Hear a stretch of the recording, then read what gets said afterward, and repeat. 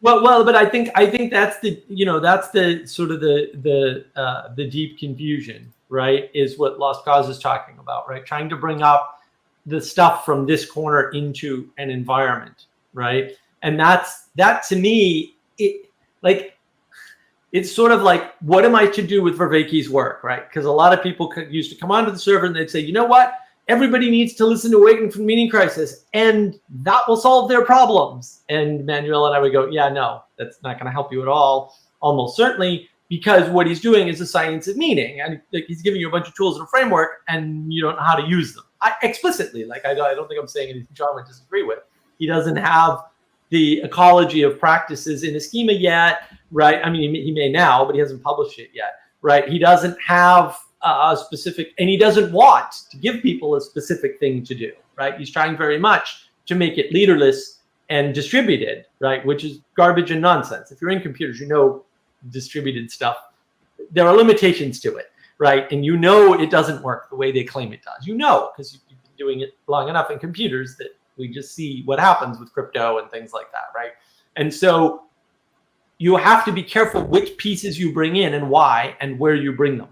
And that is the issue, is that people, again, they're just bringing down the boundaries. It's on this great group of people, and there's this weird Christian pastor, and it's, you can't, and there's this scientist guy out of Toronto, and there's this other science guy out of Toronto that you might have heard of, Jordan Peterson, and this whole thing's you can't dump that on people. And I don't think anybody is, but how much can you feed one part? Like, what things can you bring into which spaces?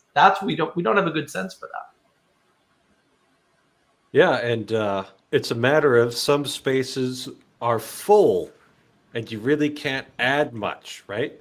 At my parish, we have over 500 children in our Wednesday evening religious education program. It's outrageous. We've got 4:30. We've got 6, and we've got 7:15, right? And it's like we have a full-time person who does just that, and it's not working, I don't think. But at a certain point, we've got so many bodies in there. Like, how can I come in there and change that? What size jurisdiction does this cover? Is that like all of Fargo or West Fargo? I could try and look up the parish boundaries. And there are 500 people in your basically children's catechesis? From kindergarten through high school. It's time to bust out the wood chipper. What? So yeah, like if you came with some of this Jordan Peterson stuff to Christina, who's running this, she'd be like, my hands are full. Right. I can't do it anymore. Literally, our spaces are full. We have a men's group that goes over to the priest house on Wednesday nights because that's when they want to meet, and we don't have any room for them in our large campus here. So they meet in our living room. Well, and they may not need it. Like not everybody needs to hear Jordan Peterson's message. Some people need to hear Jocko Willink's message, right? And this is that hard slope versus soft slope versus what I call the third way that Andrew Clay needs to do a video with me about, so I can school him up. But yeah, because that goes back to TLC, to this little corner. Like, what did Peterson do? Because I think we're still struggling with that. So yeah, sometimes you try and bring a good idea somewhere, and there's just no room for it. Well, yeah. So I think we want to have a different question as well. What should we want to bring to other places, right? Like, there's a question of what can we bring, but there's also a question of what do we want to bring. And I was having a conversation with someone this week, and I was explaining that. Well, I could explain that to that person, and he asked me how, and I'm like, yeah, I don't know how, because that depends on the person. I'm not gonna be able to explain a thing because I can't. Like, I do that in relationship to a person, and I look at what they're getting, what they're not getting, and more importantly, what are the affordances that are in them that allow them to make a connection to what there is, right? So. And if you start looking that way, and instead of coming in with like, oh, I have this plan where I want to educate all these people into Peterson and Vervaeke, and you come in and you're like, okay, I have all this knowledge, What is the thing that this place could just immediately adopt and would grow from?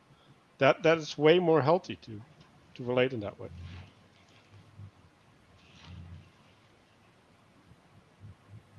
That's Luke Thompson. Bring back the personal, right? Yeah, it's a personal relationship, and you're not going to get around that. You can't just, and that's, to some extent, this is part of the problem with postmodernism. It tells you can just sling things around and it'll all be fine, but you can't. There are boundaries and limitations and constraints, and we need to start recognizing them and using them to our advantage. Because when we don't, we just tear things down and everything gets worse. And then we go, I don't know why this is getting worse. Well, look in the mirror. That's why. Can't treat things this way. Things, even when they're corrupt, because there are corrupt people in them, have to be held to a high standard and acted out as if they're not corrupt sometimes. Like, there's no way around that.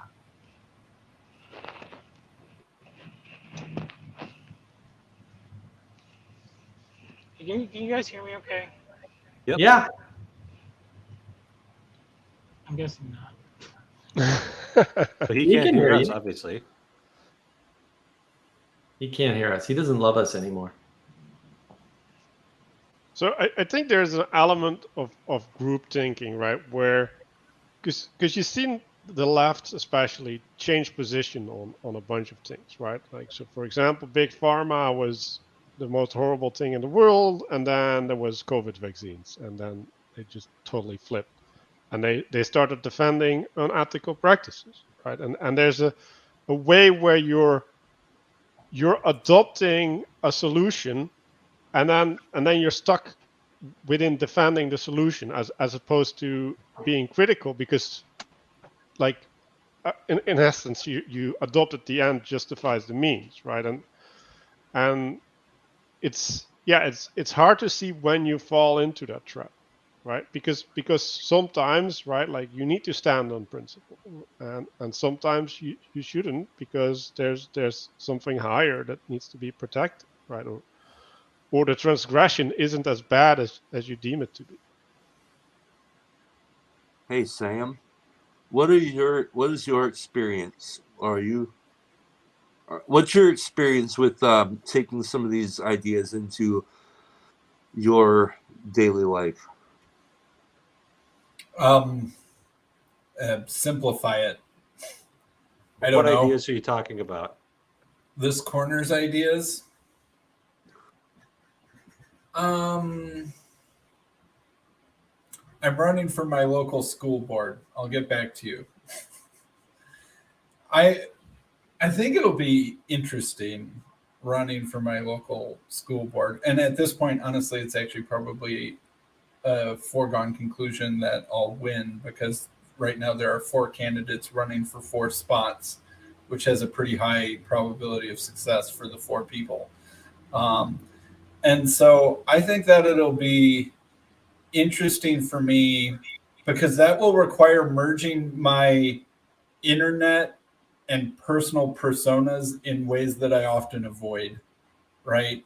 I feel like in real life, except at meetup and stuff like that, and with some friends here and there, I really don't talk about this sort of stuff to other people.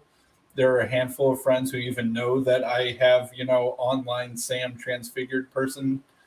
And the vast majority of people in my life, even pretty close friends, actually have literally no idea, right? And that, I try and avoid talking about uncomfortable things, because I'm from the Midwest, just like most of you guys too. And I think that it will be interesting and difficult and a growing challenge for me to have to be on a school board where I'm making decisions and really talking about what I think in public in a way that's actually in my local community, right? Is that tension because you're a Christian or because you're a Unitarian? That tension is for multiple things. I feel like because I'm often a more conservative person in a liberal place, I just know to shut up about politics, right? I mean, we've all been in the room where it's just a group of liberal people and they assume everyone else is on the same page, right? And so you just kind of like, All right, like you just like you just let it go over your head, and you don't. Maybe you say something that is enough to like push them, but not enough to out yourself, right? That sort of thing. And I feel like I have to do that all the time in multiple ways, right? I have to do that in church. I have to do that in at work. Working for liberal company X. So. I feel like I'm very good, probably too good, honestly, at hiding what I truly think to get along in the setting that I'm in, because I've had to do that for so long in so many different respects, politically, religiously, theologically, etc. And that being on the school board will force me to out in a way in my own like actual place where I'm from and where I live, and everyone already knows me. And I think there will be a lot of people that are like, Sam thinks what? Or like, that isn't the agreeable Sam that like we always thought. Some people will be like, oh man, thank goodness for what he's doing. And some people are like, that's terrible, right? And so it'll be a weird challenge. And I'm pretty sure that not all, I'll say some or many of the hot button things that are confronting school boards will confront us. And I'll have to say and do things about it to the extent that I'm able to as a school board member. And so that'll be a new and weird challenge. And I think that'll be something like what you're asking about, Chad, is how do you bring stuff from this little corner to the real world?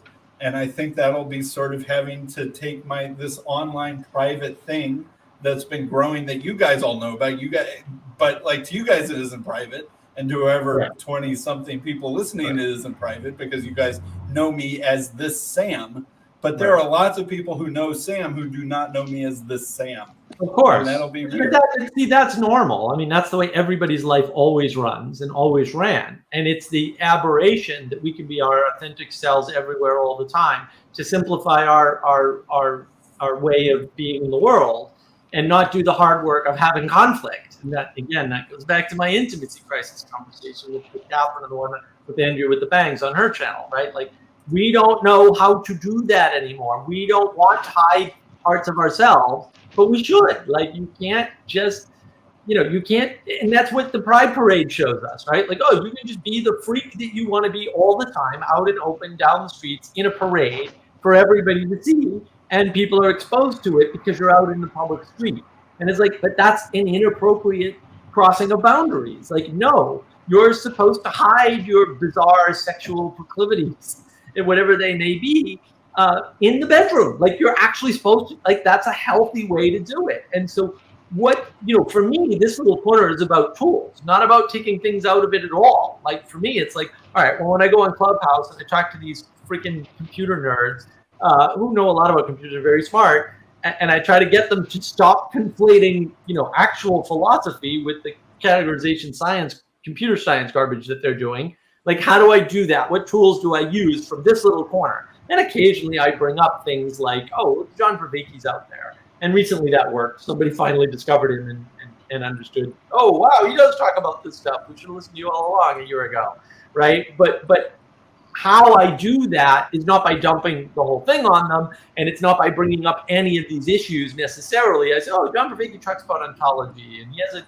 unique way of thinking about it, right? But I just talk about the ontology part, right? I'm not talking about all the other stuff John talks about, like religion is not a religion, or practices, or any of that, because they can't handle that, and they don't want to know that. And so to some extent, it's forbidden knowledge, but I don't think that's a bad thing. Sam, could you document that whole journey? That would be pretty radical. Should I document my journey onto the school board? If it's possible and appropriate. Yeah. I mean, we're missing the ability to do it. So it would be nice to see, how do you navigate the conflict between your own identities, right? This is the relationship, you with yourself, because you can't be just one thing, right? Because you're a father, you're a son, you could be a brother or sister. You could be a member of a church, right? You could be a member of a podcast host. You could be a podcast host. Yeah. You could be an authority on Jacob's server.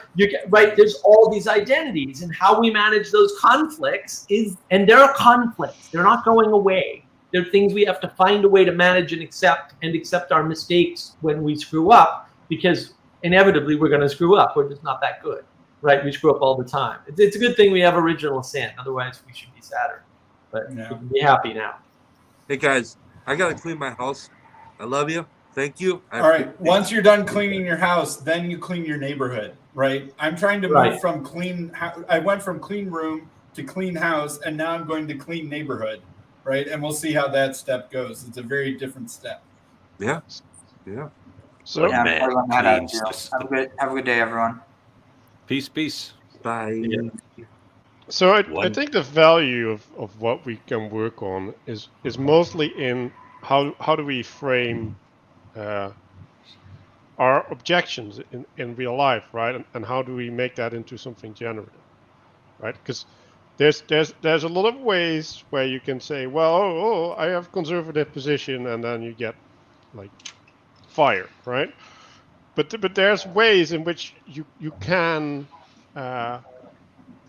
you can approach people and you can like make things salient to them, right? Like, well, what is the important thing, right? Like, is it important for my child to see rainbows when they're 8, right? Like maybe there shouldn't be any rainbows in the education material, and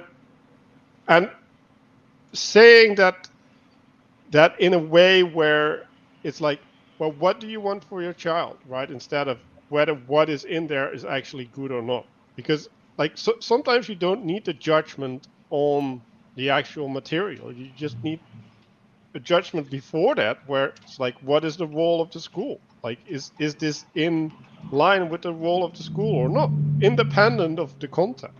And when you can take things out of the content, then you can also take it out of the emotional attachment.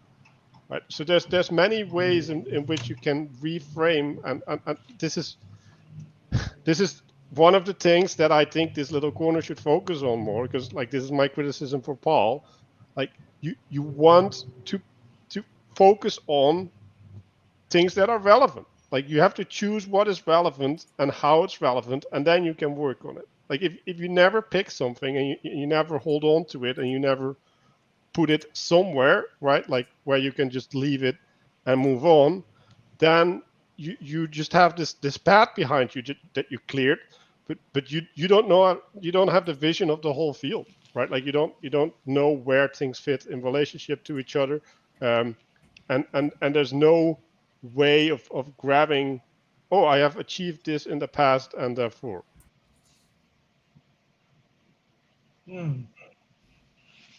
Well, I mean, you guys don't know the thing that's like the main thrust of Paul's vision? Like, No, we know it. well, what would you say it is then? I mean, I wouldn't. I'm not a fan. Okay, I've seen this before. It doesn't work. I wish him luck. I hope it does. It's that simple. Like it's just exactly that simple. Leaderless groups get taken over by psychopaths. That's what happens. Well, that's not really what Paul's not caring about the group is because I would say ultimately he's a pastor and everything is going to come out of his Christianity. So, which is the way I see it. And interestingly, when he was talking to that guy, Joe, the Gist with Joe or whatever, I mean, that was kind of what he modeled, that, you know, he does his weird thing, which seems almost like a hobby. But, you know, he's all over the place. But the value of that I see is like, so I go to a Bible study in real life. It's like maybe 6 or 8 guys most weeks. About half of them go to other churches. Nobody else watches like this corner of the internet, but everybody is affected by like the presence of YouTube and podcasts. Everybody's like, Yeah, of course. And everybody's boundaries have been expanded. And so like the thing that Chad was talking about, because it's like in church, everybody's like a little bit nervous because the thing is that everybody has something that they're like, I really want to talk about this. I'm not sure how well it's going to go over, I don't want to be called a heretic or whatever. Right. But that was the story on BOM the other night, literally, right? And then he's saying, no, you can go to church and talk about this because I did and it worked fine. And like he was doing some major questioning of scripture, and I was like, really? And he was an atheist at the time, and he was new at the church, and they were perfectly okay with it. Now, not all churches, for sure, but and that's the problem. Again, you can't get, oh yeah, look, their boundaries have been opened up. That's bad. People need boundaries to survive. Like they're getting flooded and overwhelmed, and then they don't know where it's okay to talk about what. So the next thing you know, they're telling you about their mother's surgery, and they just met you on the street, and that doesn't work. Like it's terrible for both parties, and that's part of the problem. Is that leaderless groups and the idea that you can just gin these things up, and because somebody somewhere that you probably don't even know, who is a Christian and is a pastor, had this Christian, idea in mind when somebody else set up a group somewhere in the world and a bunch of atheists show up, which is kind of the point, and then Christian values are going to magically emerge. It's a lovely dream. I just don't think that's going to happen reliably. Which is not to say don't try or I don't support it, right? But I'm not a fan. Oh, well, I mean, I guess you could say like happening reliably. I think is always a problem because that's the great temptation is that people want to nail everything down to a formula that I don't know if there's many parts of life that don't honestly require constant Michael, could there possibly be a middle ground between formula and no structure? Is it possible? No, there is. That's my point. My point is no structure is as bad as formula, and I don't want either. Yeah. Okay. Well, so I think that so. I guess the question, so this is something I was thinking about. So, there's a thing where Paul talks about, Paul in the Bible, how like we are one body with many parts, which Jacob likes, and he says it's the most Jewish thing that Paul says or whatever. But he's talking about it like on the resolution of like the hand doesn't know what the foot's doing, and the foot doesn't know what the hand's doing, and the eye and whatever. And so like that's the resolution that he's talking about. And I was thinking about this because like I like Jonathan Pageau's ideas, but he seems to want to go like back to the Middle Ages when it all made sense. And I'm like, no, we have to do the symbolic thing on like the current thing. So now we're going to use why? Well, why is this your thesis? I don't understand where this why is coming. Let me explain this. So let me explain this. Well, this is the background of what made me think about this, because we could say like, well, what do we know about a body now? A body's got like 40 trillion cells, and it has many different systems that work together and they work separately, and there's like multiple communication systems. You've got like a nervous system, you have like a consciousness that's directing the whole thing, but it's not in control of your breathing, your blood flow. And then it's very complex. I understand that. But there is things that unite it, And I think the thing is that, like, as I see like different people, different groups, traditions and backgrounds interacting, we have to maybe just change our idea about like the bones can't be like you're not a bone, so you're not in the body, We have to figure out like what unites us, and that's I guess you say it's like the DNA. Where is this coming from? Everybody keeps saying this is the case, and I have never seen it once. Oh. It's very strange to me. Well, I'm saying it's not. Well, I think everybody's a little bit. Let's face it. Everybody wants to maintain their own tradition while creating some sort of a unified structure. But we all have to give a little bit, Or don't create a unified structure and be okay with that. Like I don't like this is the whole problem. This is the problem Chad was talking about. How do I be authentic me everywhere? No, you don't. You don't have to, and you don't do it. You give unto the identity in the space that which that space needs, and no more and no less. And you're going to screw that up for sure because you're a limited creature, right? But that's what you do. You don't unify it all. You don't try to be a perfect husband, a perfect father, a perfect son, a perfect friend, a perfect church member all at once, because there's conflict. You can't do that. Instead, you take responsibility for the fact that we can't unify those things. We have to prioritize in order to keep the unity that we can have.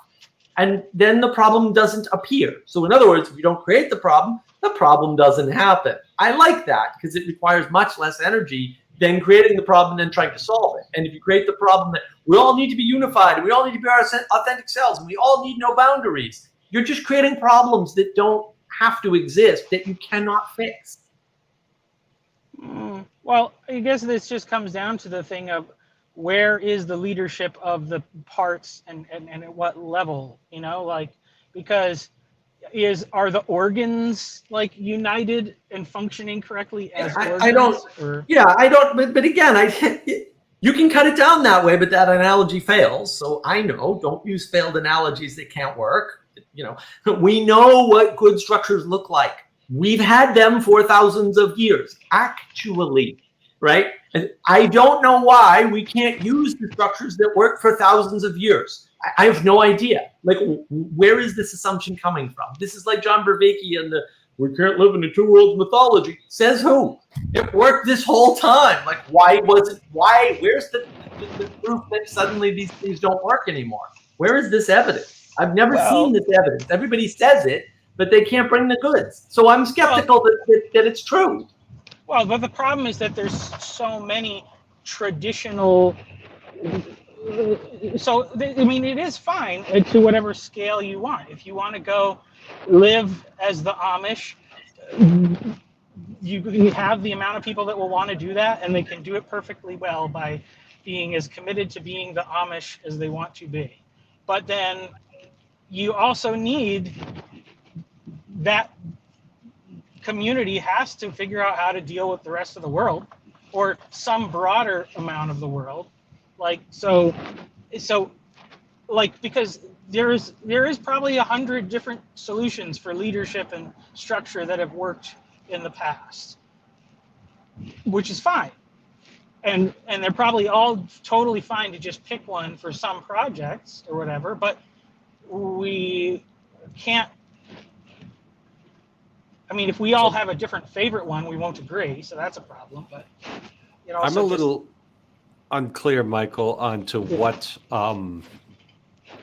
problem you're pointing at, and like what the scale of the problem you're pointing at is. If you're looking at, so it's like I'm going kind of immediately to the national level and seeing how, you know, red counties and blue counties and the citizens thereof no longer share the same values. And if you're looking at that as being like the level of the problem, then like I'm 100%, you know, on the way. Like I go across the river into Minnesota, and all of a sudden I think I'm on a different planet because those blue counties in Minnesota, I cannot comprehend them. So is that the level of problem you're talking about? Well, it depends. I mean, I don't know. It seems like the general conversation is like about whatever our online community is. I mean, which I see it almost as like, so if you were just like, there are people who like got into Jordan Peterson's space and they want to be like, I only want to listen to Jordan Peterson. I'm not going to listen to anybody else. And you have a very hard time connecting to that person if you don't know Jordan Peterson. But if you watch Paul Vanderklay, then you know Jordan Peterson and like 20 other people. And if you watch somebody that watches Paul's channel, then you'll know some other random people. So, I mean, because, I mean, ultimately, I mean, I guess it is just about helping people put their lives back together on a personal level and a community level. And this online space can be useful for that in some ways. I mean, I just think having lots of conversations about the structure, if everybody has a different idea of what the perfect structure is in their mind, I mean. Yeah, but it's not about what idea people have of the structure. Like, it's irrelevant. Like, you just need to have a structure, and you need to have a bunch of people that cooperate in that structure. And it doesn't have to be good or perfect. It just needs to be functional. Like, I don't understand where this, like, ooh, everybody has their own idea, and they don't want to cooperate outside of their idea, because that's the problem. Like, okay, you only want to do what you want to do? You think that's Christian? No. Well, I mean, this is the thing, is that, like, okay, I would say, I think Paul is, people may be upset about his lack of action in certain things or whatever, but I think that he is doing what he believes is the right thing to do.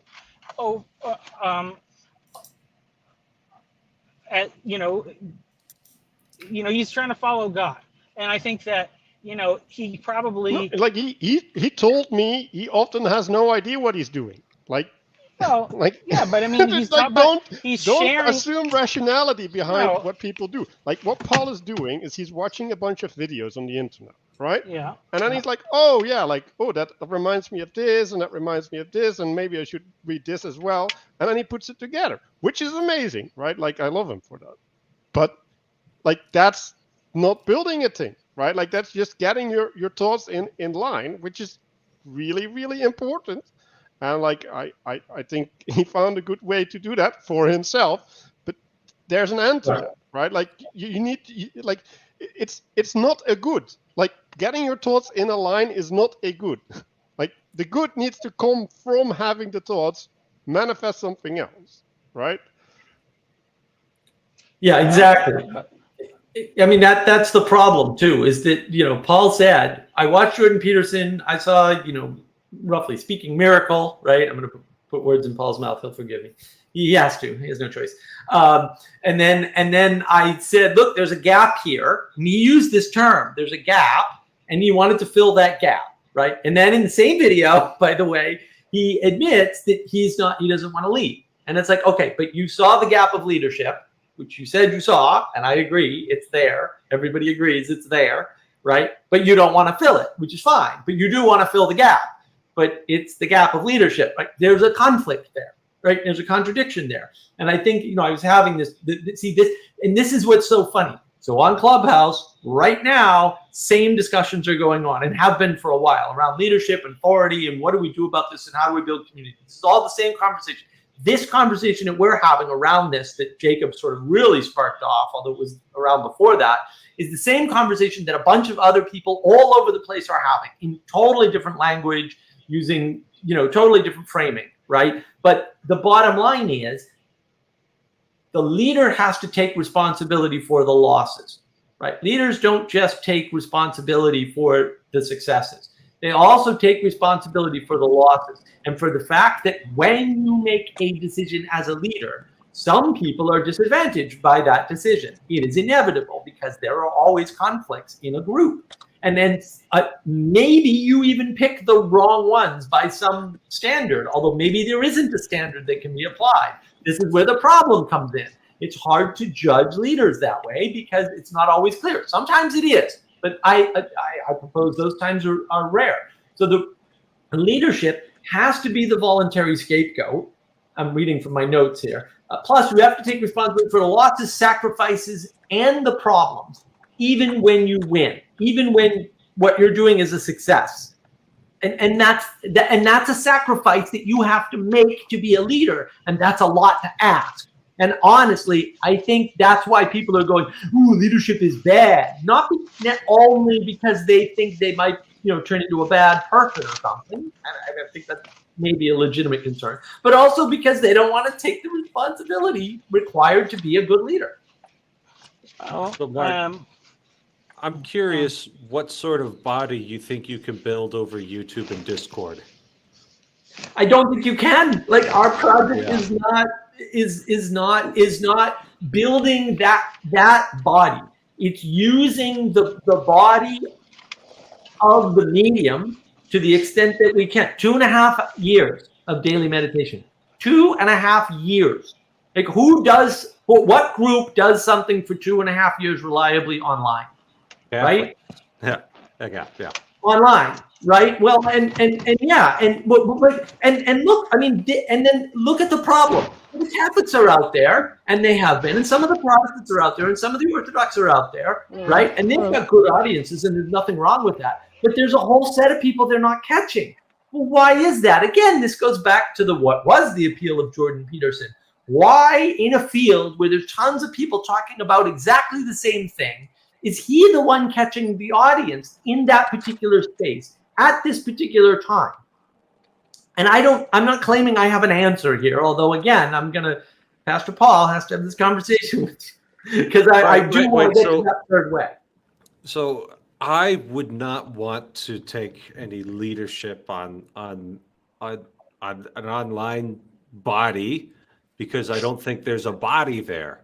And I don't want to just be like a head on top of an ethereal. So I hear, a lot of people saying, Pastor Paul needs to take up leadership. He needs to be the head. And I'm like, the head of what exactly? Well, they're saying about Peterson too. He is the leader. Everybody is like revolving around. Like he can say he's not it is what it is. He is the leader, and so he is. It's like, but the leader of what? There's no way around it. This little corner. Say this little corner, because I wouldn't say Peterson is really a leader, but I would say Paul is the leader, and there's nothing wrong with that. Nothing has gone horribly wrong to the point, I don't think, has gone horribly wrong that he's needed to necessarily take responsibility for anything yet, but I imagine that he would if it did, I don't know. Yeah, it's just, I compare the sorts of conversations that I have here that I enjoy, the sorts of relationships that I've built up that I enjoy, and I compare it to what a church is like. Basically, I think a church or any sort of locally organized body has far more affordances for what it could do for people than. Of course it does. But that's not the argument, right? The argument is there is a gathering and there is a gathering around a flag, around a leader, or around a set of leaders, if you want to put it that way. That already happened. The leadership, to the earlier point, is correct. Paul is already a leader. He's just not taking full responsibility. And now you can argue, well, what does it mean to lead an online community? And like I could give you a dozen answers easily, right? But it's not interesting. What's interesting is the thing that needs to be taken responsibility for, which is the next step from Peterson, which roughly speaking is what Joey did, which is Peterson meetup groups, right? Or something like that. I don't think that's actually the right answer myself. I have my own differences, right? I've had my own problems trying to start that. You and I talked about that earlier, Father Eric, right? Like, so there are issues with that, right? But there has to be a next step, and somebody has to lead not only the online effort, but also the next step. And Jacob's theory, roughly, as near as I can retell it, and if I get it wrong, he's just going to call me stupid. It's fine. Right? Is that the 24/7 sort of news cycle thing is part of that next step, and not exclude. I don't think he's exclusive, right? And then the original idea, and Paul said this before, right? They were going to do a tour. They weren't going to do an online Discord. There was going to be a tour, and that didn't happen because of COVID, right? In the same way that Thunder Bay got delayed, and I'm glad Thunder Bay got delayed. Honestly, I thought Catherine had time to do a better job. And she did a wonderful job, right? And that's the thing, is that his original intent wasn't even carried out. There was going to be a tour, and that would have been a leadership role. And so, denying the leadership role over and over again when it's happening is not helpful. Because the critique is not that. The critique is not taking the responsibility for the leadership that is already there and taking it out of online, which is what everybody wants. And some people have, like Sam has the Chicago meetup groups going great. The Sacramento meetup group going great. With Estuary, isn't that Paul's attempt at a next step? Was the whole Estuary? It's part of it, yeah, but he doesn't want to lead it. So here's a thought on Estuary, right? Is that Paul is not going around building estuary buildings. He's not building you know, what you get with the estuary is you get a protocol, as far as I can tell. It's like, here is a way to conduct an estuary meeting. So you want Paul to build an estuary building? No, I don't. Okay. What I'm saying is that once you've got, okay, we've got the estuary protocol here. Here's how you run one of these estuary meetings, hopefully creating the sort of space where people can have a meaningful conversation that they're unwilling or unable to have in another domain of their life. Now, the great thing about a protocol is that it's not like you could just kind of train somebody to lead it in, but it doesn't need a whole lot of top-down control. It's the sort of thing that can actually be usefully decentralized, right? It's like, okay, you just read the protocol and hopefully you've got the right spirit to it, and then you can just kind of put that out there. Well, so and it then doesn't seem like an estuary leader. We have there's one estuary leader, and then I mean maybe they could have more estuary leadership conversations or something. And John Van Dock's got the Estuary Leadership Support Network. Right, that's already there. Yeah. So maybe decentralization isn't your favorite word there, but it doesn't seem like it needs a lot of constraint coming down. No, I don't think to work. No, right. It doesn't seem that way right now because the people who are interested and passionate, and they share a common aim, right? Mm-hmm. Quite by accident, I might add, right? Because they've been gathered. Like, fair enough. But again, who's going to make sure that people don't use that protocol in a bad way? In the same way that circling had this problem. And look, the estuary protocol and circling look the same to me. Sorry, they just look almost identical. And circling's been around for like 30 years or something. And there have been horrific consequences from leaderless groups because psychopaths tend to take them over. Okay, so what you're worried about is you've got Jim Jones II come in. He's a charismatic guy. You can get all the attention to, and he's like, I'm going to have my and there's not going to be a bishop there to smack him around and put him back in line. Well, if you want to put it in Catholic terms, yes. Bishop literally just means overseer. All right, that's what you want. You want someone to say, "Oh, is there any psychopaths in there? Has he requested anything he shouldn't be requesting from you?" Right. Have you ever been alone in a room with him? Yeah. All right. Now I understand, Mark. I'm glad I asked those questions. Well, and I think there's a different element, right? Like a structure, right, or a protocol doesn't manifest anything, right? Like, oh, I want to talk about this. Well, is that a good thing to do, right? Like maybe we should find a way to answer that question instead of figuring out what would like how to talk about things that people want to talk about. No, like what are the things and what are the ways to talk constructively? Like it's one of the things that I see, right, and this goes back to my critique of Paul, right, is like construct, right? Like it needs to lead somewhere. And it's okay to have a conversation sometimes, but like even the conversations here, right? Like everybody's like, oh, but I have this objection, or I have this objection. No, like make it lead somewhere. Like my only problem with that is you're like telling Paul what he needs to do, and you don't. We're not. We're just saying he needs to take responsibility for what he's doing. That's a totally different statement. No one has ever said, Paul, you need to do X that I know of. Maybe they did privately to him. Said it needs to build something. Jacob Straight has told Paul what he needs to do. Yeah, but I'm not telling him what to do. Like I'm telling him how to do. Take responsibility for. Okay, I have to jump in. Other people that are doing things. Okay.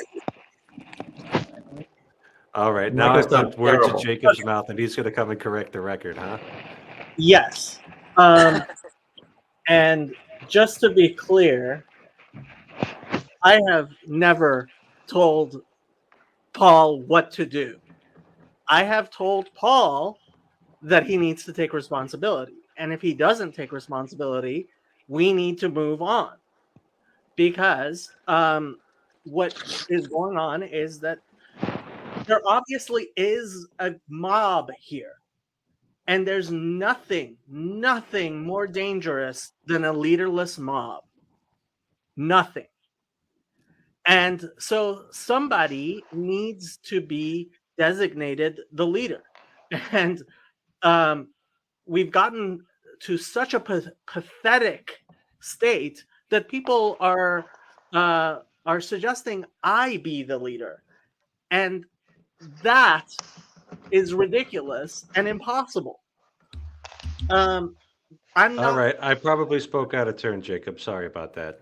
No. That I mean, that's fine. But like, and so I am trying to set up an organization. And right now on Tuesday, I'm going to be talking to Josiah. I'm hoping he'll be the person who can be the focal point.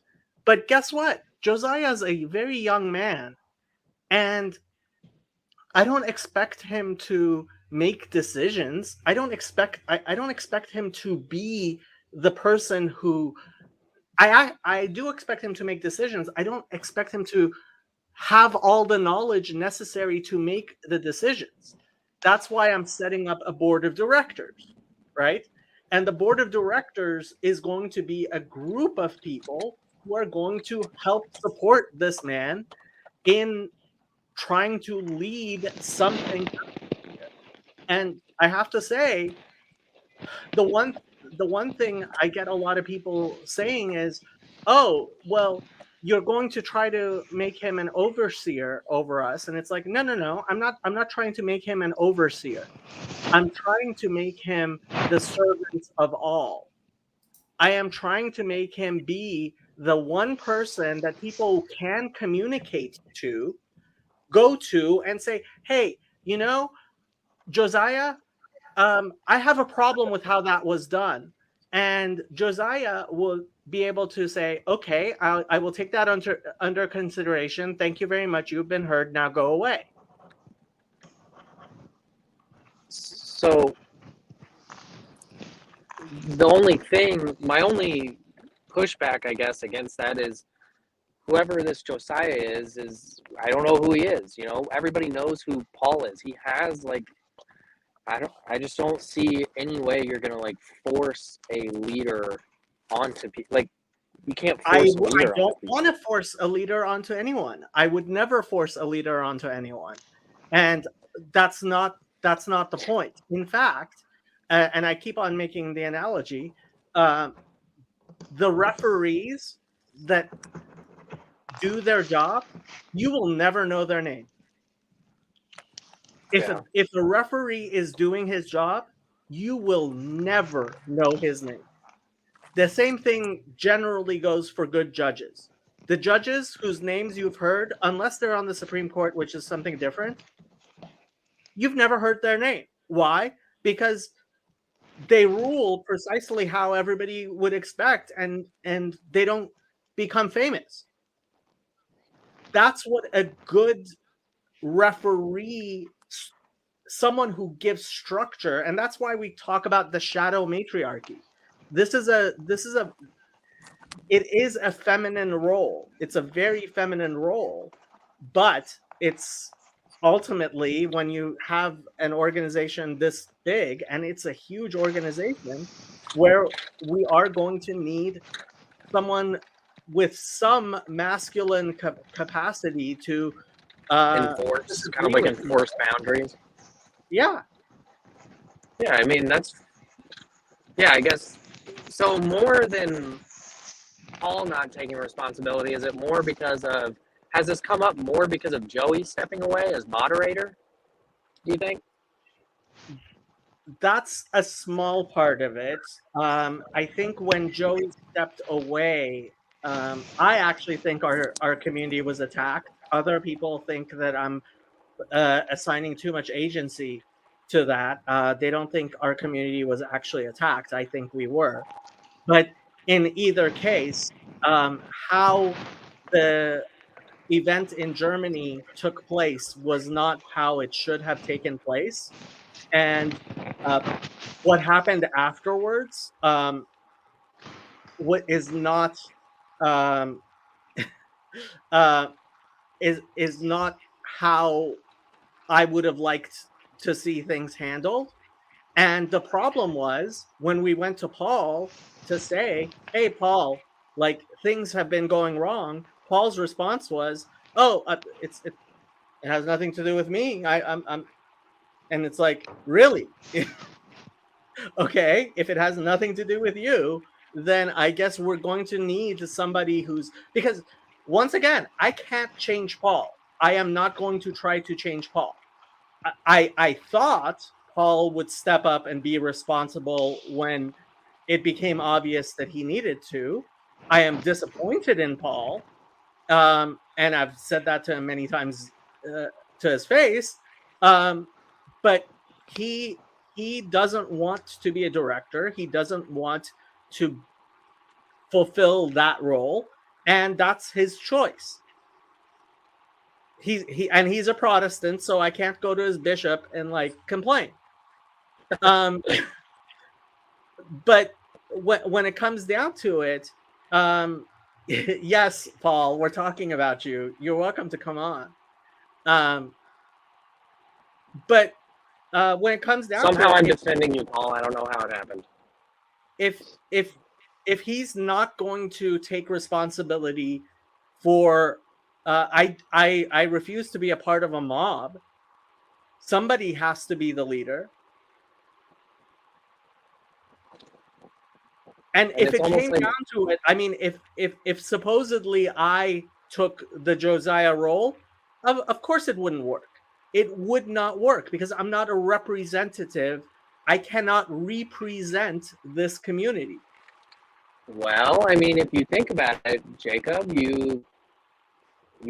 it's one of those things where it's like Paul never asked you never really asked for any of this.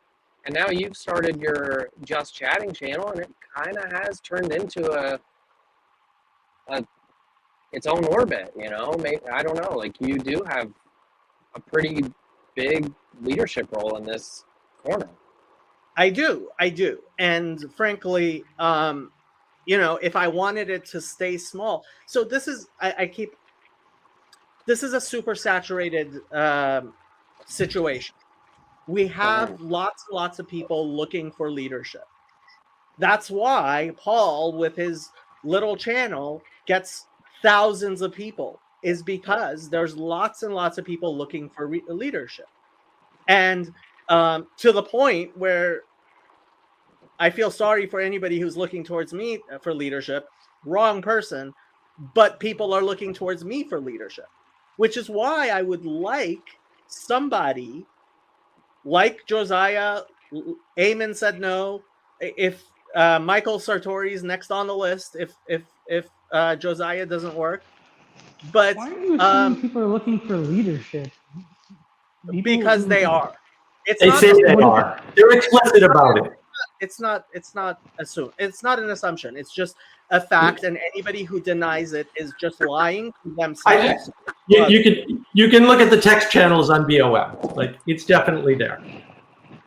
Yeah, I mean, there are plenty of people who are lying to themselves. I would say Paul Vanderklay being number one. But Paul, okay. So the problem is that the Bridges of Meaning Discord server that Paul's not really involved with is a place where people like to watch his videos and they need leadership, but they're not interacting with him. They're interacting with a thing where he is not. None of that is true, Michael. Like, he used to come on and do Q&As every Friday. He used to drop into that Discord server all the time and just talk to people. He used to do live streams. I've done the live streams with him. So, like, I understand your fantasy idea, but that didn't happen. Something did happen, though, and there were people on there having long discussions about the lack of leadership, and then saying, no, we have these shadow leaders, which is fine, right? Nobody knows them, and they haven't dropped into BOM, and maybe they've been on some of the other servers. All of this is fine. Like, nobody's criticizing any of that. But certain things did happen. Denying that they happened is not going to help, because there are people out there asking for leadership, saying we want to know what to do, we want to know how to do it, we want stuff to do, right? And mere protocols aren't enough for us. And for the ones that it is enough for, they're going to do estuary. That's awesome. Good, go do that. I don't want to change estuary. Go do that. That's fine. But no one is trying to change anything that anyone else is doing. I don't know why we have to keep saying this to people, but there is a gap. People are asking for something, and we're trying to fill the gap. I think for the billionth time, I am not appointing a leader. I am trying to find someone that all of us, the people who want not to be part of a mob, want to come, where I'm interviewing people who can possibly take that position. And then there's plenty of people who are looking for that person to support. This is the first thing I ever said to Eric Weinstein when I met him. I said, Eric, give us an opportunity to help. And he wasn't capable of doing that. In a very similar way as Paul is not capable of allowing us to help. There's lots and lots of people in this corner who are looking to help.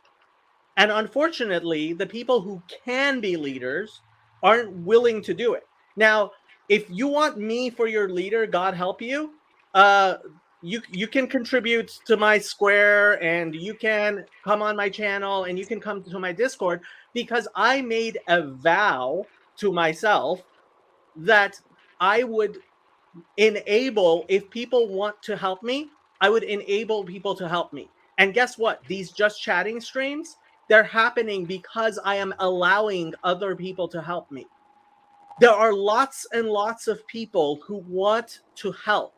And until we are able to gather that help from people, we're making a huge mistake and we're squandering resources. So Well I think said. this is what that made me think of is, you know, a lot of people in Peugeot's corner, for example, that's kind of how I found Paul, is they were like, what do we do? Peugeot, lead us. What do we do? And he was like, well, go to church. And so some people were like, you know what? Screw it. I'm going to go to church. I'll even go to an Orthodox church because I didn't like my other one. And they can find a leader there that's like in real life. The problem is some of those leaders aren't as attractive, not like physically, but like, you know, attractive in how they communicate or just how they are, how they speak or whatever, than the guy on the screen. And so it's like, it's almost like this thing of like, well, what I have in real life isn't good enough. It's not, you know, it's not you, Paul. It's not you, Peugeot. And it's like, well, too bad. Like, that's the gap. Right. And that's the gap. So what you're saying is we don't want more good leaders. We want fewer good leaders. And we don't care if the really good leaders who would be better leaders ever step up to the plate. And I'm saying, no, that's all unacceptable. It would be better to make more good leaders if we can, because there's a mob that needs to be channeled. Look, the people who aren't going to their local church because their local priest or pastor or rabbi isn't the rock star that somebody on the internet is. Right. Paul is correct when he says that if they came to his church at his in Sacramento, they also would not keep coming. Yeah, totally. They would not, right? Partially because a human being you have to deal with. There are plenty of people who are willing to talk to me a lot while they're here, and they don't necessarily they wouldn't want to be my friend in real life for many reasons. I'm pretty intense person to deal with on a long-term basis. It's just true. But the fact is, we have something here online that's worthwhile and useful. What's that meme you want to put up, Father Eric? Oh, I made this myself. I just want to say we have a Bridges of Meaning liturgy, and it's not happening. Wow. That was very good. Also true. Well, and yeah, more than just that, but also true. Excellent meme. Well done. Very well done. Yes. If it's only look, as long as it's regular, anything that's regular will work. Well, not. It has to be more than just regular. 2.5 years meditation every morning. Just saying. Yeah. Well, I want to redirect something as well. Like, do you think the church has all the resources that we have? No. Like a lot of churches don't even know the problem exists that we're talking about. So like, going to church while you should go and do that is not going to resolve all of these issues. Well, At so least not in the I time don't. span that you wanted to. I hope this doesn't come off like wrong or anything, but I will say I have noticed this pattern. You know, of course, Father Eric's in here, so it might sound different, but I have noticed that a lot of the people asking for more leadership, or like more good leaders, or like more embodiment of this little corner, are not Christians. They're not Christians. There feels like this divide of people that are like, it's good the way it is. We just, I don't know what the whole fuss is, comes from like the Christian camp, not always. And then the people that aren't Christian are often saying, we need more, we should just build a Bridges of Meaning church, not literally, but you know what I'm saying. Like, there does kind of feel like that divide. Yes, there is that divide, and that I think I understand why there is that divide, which is what is happening is BOM is stultifying into a church, into the exact same thing as any other online environment for people who go to church and they have everything they need, right? So part of the people who are gathering on my Discord server are Noahides who have no synagogue, right? Mm-hmm. And what BOM used to be is a place for the atheists and the people who were just getting into. And for some of those people, hopefully even a majority of those people, you can, it is possible to just go to your local church and make it work. And that's beautiful and that's nice. But what I would like is for there to be something for everybody else. And so, yeah, if you are a mainstream, especially if you're a Catholic, right? Look, there will be a Catholic church near you. Unless you're in Saudi Arabia. What? Unless you're in Saudi Arabia. Okay, fine. But we don't have a lot of people from Saudi Arabia.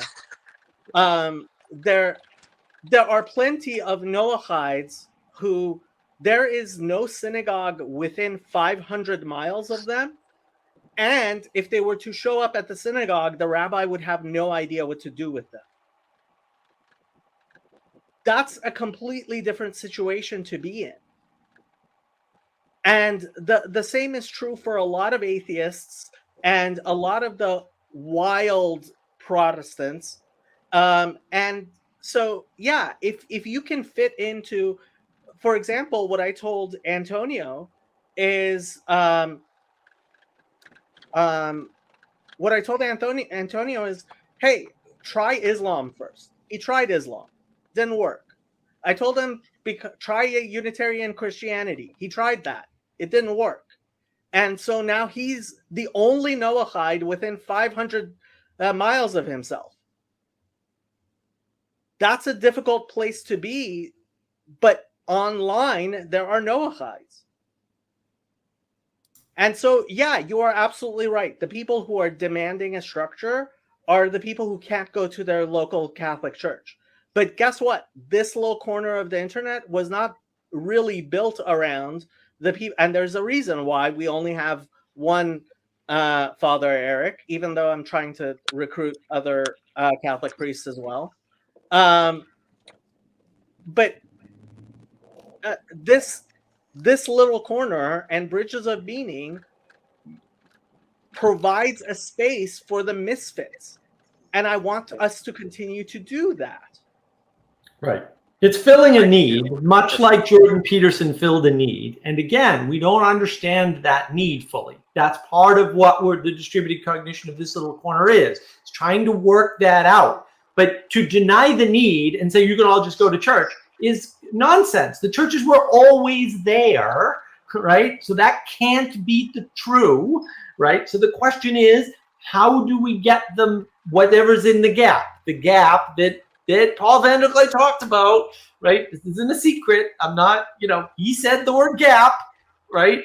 Right? It's in his video. How do we fill that gap with a structure that can lead people to better whatever? Like, again, we've got a lot of questions on both ends. I'm sure all the Christians want it to lead to church, but I don't think it has to. But that's not relevant. It just needs to lead out. It needs to be that bridge that Joey talked about, where it leads from wherever Peterson's leaving them off and gets people that maybe Peterson doesn't reach to wherever they need to go. I don't care where that is. Paul insists on dominating this conversation but not joining it. I'll share with Jacob my rule I have on my church. He who does decides. What I would like, then go and do it. And look, this is a very Protestant way of doing things. Unfortunately, being Protestant works very well for conquering new territory. It does not mature very well, which is why every society that's mature is no longer Protestant. I like that framing. I think that's one of your better pieces of work, Jacob, for sure. And I appreciate the way you do that, because I think it's very poignant and relevant and worth taking very seriously. Except for England. England's Protestantism. So this is the thing. It's not very. The Anglican Communion is not very Protestant. It's actually. That's fair. I mean, it's very close. It's high church. They have their bishops and primates, and so it's certainly not the type of Protestant that we have here in the United States, where we pretend like there's no leaders. Yeah, that's fair. But I am glad that you, I've just been noticing that divide, and not that I have a certain judgment about it, but I've just been surprised that divide hasn't come up more in these conversations, I guess. Oh, people tend to bring it up, but mostly because they're they already believe Bridges of Meaning is a Christian. The people who tend to bring that up are people who already think Bridges of Meaning is a Christian environment, and it's good enough, and they see all these people they would rather not see on Bridges of Meaning anyway. There are multiple reasons why I left Bridges of Meaning, but part of it was there has been kind of a decision that now it is a Christian server. And if it's a Christian server, I'm not welcome there.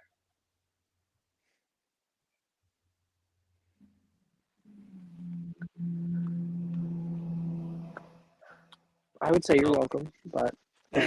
Well, so I want to talk about these people protesting what we're talking about. Because that's the problem I find with the attitude of people, right? It's if you don't like it, shut up and go away.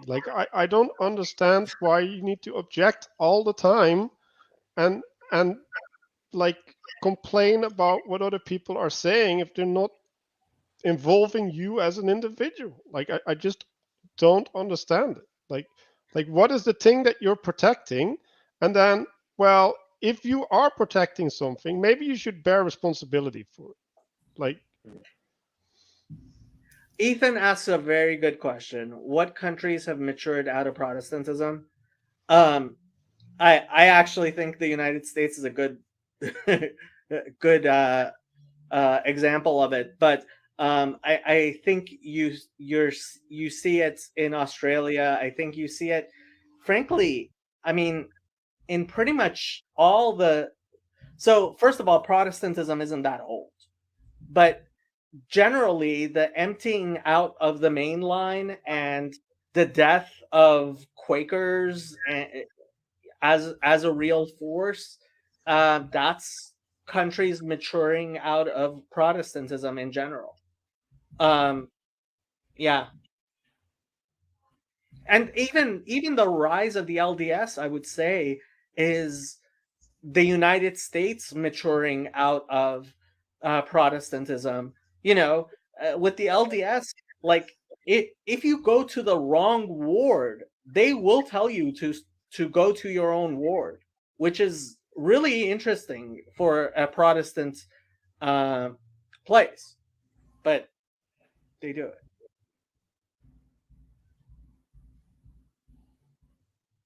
Yeah, structure asserts itself into the chaos, right? Because hierarchy is inevitable, and the question is, are you directing that structure towards the good or not, right? And just letting people do what they want to do because they decide to do it is not directing it towards the good, and that's the problem.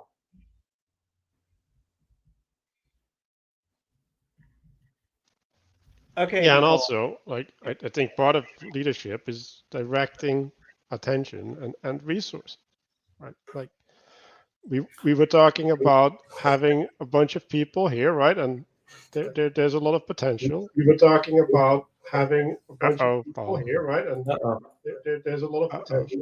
Turn off your YouTube, Paul. See, this is what I'm talking about. Better be attention, Paul. Good job. So there's a bunch of attention, and a bunch of attention can manifest something, or it can run in circles. And like we had this prayer in church actually about like, let me stop running in circles. And there's an individual running in circles, but there's also groups running in circles. Okay, now if I work 55 hours a week, what percentage of that should I devote to living stones? I don't know. Like, you should know that. That's the job of the leader, Paul, to figure that out. Yeah, we're not. I am not here telling you what to do. I thought that's exactly what you're telling me. No, we're not. Who told you to do something? I don't get where is this coming from, and what was said. Okay. If what I'm hearing is I'm not telling you guys what to do, so I'm going to tell you what to do. Keep doing what you're doing because you're doing it well. No, nobody said you what to do, Paul. Like I said how to do, which I think I've done the furthest out of us here, at least today. See, I this leadership thing just baffles me. Yeah, we know. I've got a video coming out on leadership, on navigating patterns for you, Paul. I will email you the link when it comes out, just so that you have it. And I'm going to talk with Cassie about evil, and I'm going to draw leadership into that conversation for you explicitly, Paul. Like, holy cow! Like, if Peugeot talked about this, right, with these what were they called? You're still echoing, Paul. Yeah. What was the strange word that everybody talked about? What that was just spirit, Mark? Egregore.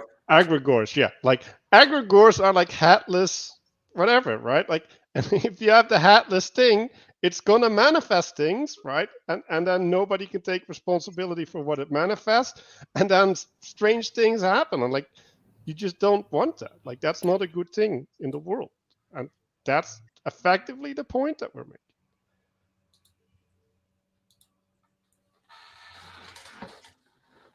Paul Vanderklay, conjurer of egregores confirmed.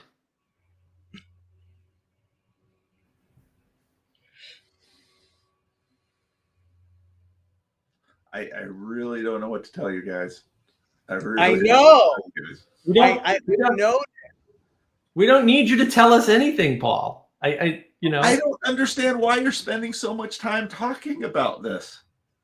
Because we're trying to build something and everyone's going, no, don't build anything. We don't want anything to be built and nobody needs it and nobody asked for it. Stop telling Paul what to do. And we're like, we're just trying to build something. If you don't want to be involved, go away. That's fine. Like then we're not for you. And so, yeah, we're not keeping talking about it. Everybody else keeps saying, stop trying to build something because you're telling everybody else what to do, even though that's not actually happening at all. I keep asking them, who told who to do what? And they always have no answer. And the reason why they have no answer is because that didn't happen. It's that simple. But here's the question. I don't know what you're trying to build, and I'm not sure you know. No, I gave a whole thing that what I wanted to build. Like I laid it all out. Then build it.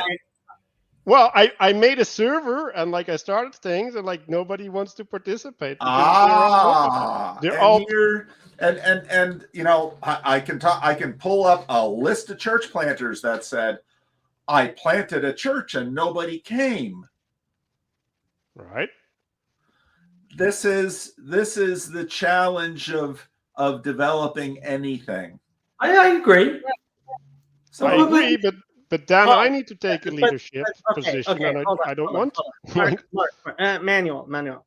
Okay. The thing is that when you want to build a cathedral, you need a plan and you need to gather people together before you actually plant something. And frankly, I thought that's what you were doing. But when it came down to it and things started going, you started saying, oh, I'm not the leader. Well, if you're not the leader, somebody needs to be the leader.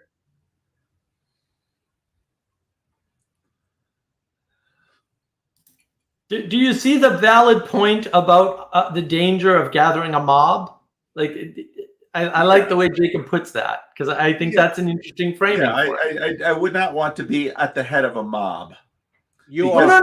There's something at the head of the mob, and it isn't the leader. You're not at the head of the mob. That's the problem. Like, look, it's weird to me, Paul, because you actually said in the video about this whole issue, you saw a gap in leadership from Peterson, and you wanted to fill that gap. Yes. And in that same video, you said, I don't want to be a leader. Okay, but if the gap is in leadership, then the thing that needs to fill the gap is leadership, right? And so it's weird to me that you see the problem when it's Peterson, but when it's you, you're not seeing the problem at all. That's very strange, and it's fine. Like I'm not really fair point. And it was good watching. It was good watching Chad's video on that, because I saw Peterson dealing with that in some ways, but. Where I differed with Peterson on this, perhaps, and I don't know if the comparison is fair because there's questions of scale, I decided to spend more time listening to stories, introducing people to the community. And the community, that's a really nebulous thing. And part of the reason is because there is 95% consider themselves in one way or another partaking in this, have never and never will go to Bridges of Meaning. Mm-hmm.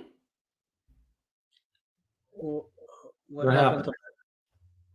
We lost Paul. Where did he go? He'll be back. I don't know.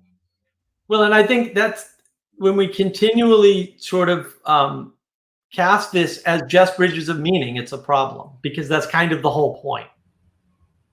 Yeah. So you've got some Bridges of Meaning over here. You've got some estuary here. You have some comment stream here. You've got some people who randomly stop by Living Stones. You've got people that just send me emails. And this isn't you, Mark, by the way, but you've got some people that send me a lot of emails, and it's not you. You don't send me a lot of emails. I know, on purpose. I've got people that are in the direct messaging on Twitter. Mm-hmm. And now it would be, and I can totally understand the idea of saying, I'm going to wall this off, and I'm going to have an institution to have walls around me so that I can filter who's coming at me. No. So walls around you would be a horrible idea, and I don't think anybody proposed that. You allowing people to help you, people who you feel are competent to do things like maybe weed through your and maybe we need to hire you a secretary. That's fine. But in order to amplify your ability to actually do more things than you individually are able to, yeah, there's going to have to be some sort of structure, Paul. That's what structure does. It takes time, energy, and attention and allows it to focus and allows people within the structure to specialize, maybe not at the thing they're best at, but to specialize at something to make the overall structure more efficient. Yeah. And it's true. It's definitely true that once you start having structure, that structure starts distancing you from people. And there are many, many ways in which you can try to avoid that, including continuing your randos, there are many, many ways in which you can try to leave that door open. And I think you should. There's nothing wrong with that. But right now you are being walled off by the fact that 20,000 people want your attention. And also, right, like I think part of it is that all these things, right, like these arenas, they're not under one banner, right? So if you start putting things under a banner, then that changes it, right? Like, oh, like everybody go to this website and that's the contact form, and like I'm only gonna respond to the contact form. Like there's a way to organize these things where it's not so much cutting people out, right? Because I agree, things shouldn't all be going to the Discord, right? But I think the Discord has certain functionality, and there's certain things that it's good at, which is people coming in at a point where they want to come in because they need to talk, and that should fulfill that role. And like there's many other platforms, right? Like a forum, for example, that can capture people in their need, but those things need to be there, and there's people that need to connect these things with each other, right? Like to tell people on the forum, like, oh, there's this person on Discord, maybe talk to them, right? Like so having these specific people which have knowledge about the other aspects of what's going on and have them connect them, like that's where a lot of value can be gained, right? Like when people come in on the Discord, like we should have a way to say, well, okay, like you're coming in with this problem, go talk to this person.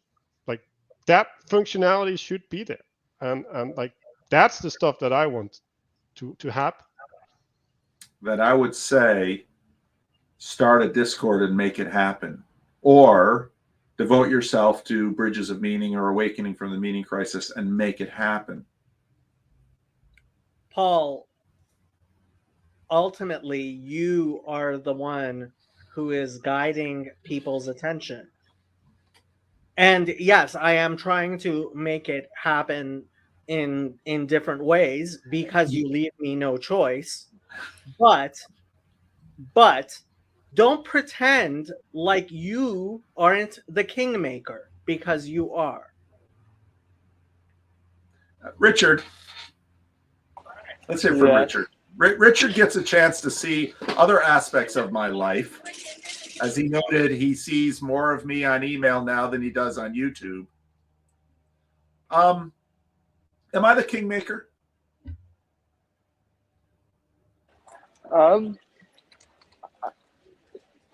In a sense, yes. How am I a kingmaker? Well, I think you are the main, not pillar, the main.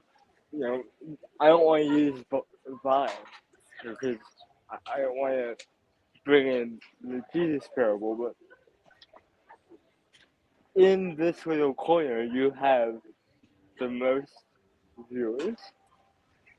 And so because of that, you're able to point to other places and refer people to other places.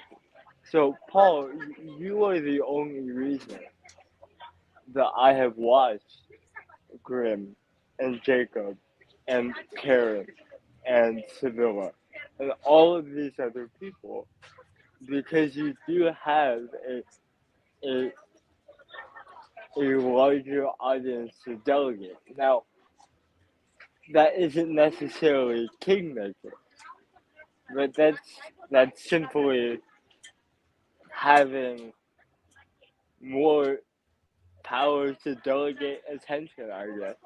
And that's a function of, well, it's a function of you happening to make a video about you being a pastor who likes Jordan Peterson. It's simply by happenstance, but the position you're in has qualities that have to be acknowledged. I think you said it very well. I think my function in this little corner is and always has been to help to elevate other voices, to knit those voices together, and to create ecosystem space so that new people can come up and do things. And that is why, and I think actually Mark's gonna trigger Mark on this, to centralize is counterproductive to my goal, because I cannot pay attention to all of you because there are too many of you. And so what I want you to do is pay attention to each other. This is what pastors do. We do sermons, we do teaching, we do a bunch of these other things too. But the main thing pastors help do is weave people together into productive communities where the kinds of personal transformations can happen. That is, to the best of my understanding, my function in this little corner. Vervaeke has a different function. Peugeot has a different function. This is my contribution. And that's why I say, number one, I don't have a problem with leaving leadership vacuums to get particular people frustrated enough to not wait for me and to go and try something that I wouldn't know whether it would be successful or not, but after they try it, it is. And so that's why I keep saying I actually I feel myself more successful than I should be by virtue of, in some ways, your frustration. I want to have Mark make videos on leadership, whether or not he convinces me. I want to have Manuel pay attention to people coming into Discords and have a heart for their transformation. I want all of this to happen, and it's happening. I want to elevate Grimm because he can have people who used to watch me and now watch more Grimm than me. I want to elevate Chad. I want to elevate Mark. I want to elevate Michael. I want to elevate all of you to be leaders, Jethro, to be leaders of tens and 50s and 100s and 1000s. And to look at the Peterson that has now 6 million subs, to draw some of them off and help them find ways into niches and ecosystems. And if you look at what I've been involved with, it's been encouraging Bridges of Meaning to start. But I said right from the start, it's not my baby. Encouraging estuaries to start, but you got to run your own estuary. You want to have an estuary hub and host meetings? Great, go for it. I talk to Vendonk every week or so about his little project that he's working on down there in terms of this event. This is the function that I am doing all the time while also trying to be a pastor of this church. And I've got an email in front of me where I got to deal with denominational matters. And so this is the type of leadership I'm doing. Now, if you want to start a thing that has a structure and a leader and a goal, very much management by objective, I would say you go to it. But I would also say that I have watched and participated in this in church settings many times. But what you said earlier, Jacob, about your Noahide not finding a church, watch the what do you mean guy talking to Michaela Peterson about a quarter of the way into it when they talk about their experience of going into church. And church is a mess. I get it. Synagogues are a mess. Lots of things are a mess. My function here is hopefully to help more people find Mark and Manuel and Jacob that will help them. And I could never, when I look at, so I was listening to the beginning of this live stream where Father Eric was talking to Hezi, and Father Eric was saying, Jacob and Hezi and Joseph, they're all in different places. And I listened to that, wow, this is great learning. Hezi is really adding to it. And the dynamics between Jacob and Joseph and Hezi, I'm learning so much from them. And they all have this relationship. They have relationships with Father Eric. The thing I want to see is exactly what I'm seeing. Now, I know y'all are frustrated because you want to see other things. And my word to you is, if you want to see something, go see if you can build it. That's just like Peterson. And that's where I'm at. And okay, and frankly, I mean, there's a reason why I keep on telling people that you're fired and we're moving on, because you do a lot of great work. I still support you, and I think there is an opportunity here for something that is a lot bigger than what you want to deal with. And that's fine. But there is something here that I think is a lot bigger. And frankly, the structure that you're talking about, which works in the places where it works, is not going to build the cathedral I want to see. Okay. And it may happen that at some point I transition and that's what happens. Because, I'll tell you, when Roger's talking about putting in a parking lot, part of me is thinking, is it because, so the walkers glide better on their way into church? Because in some ways building a parking lot here is like an act of faith, but the people want to do it. And okay, I'm there for them, and I'm pastor of this church, and I'm going to do it. It might be that at some point, we're going to build something. Jacob, when you gave me this vision at the Outback Steakhouse, I thought you were nuts. You know what? You're still nuts, but you are right in some ways. And if I had been your leader, I would have said, don't do it. But because I'm not your leader, and because you're frustrated with me and sick of tired of waiting, and you did it yourself, you proved me wrong. I want to see this happen 100 times.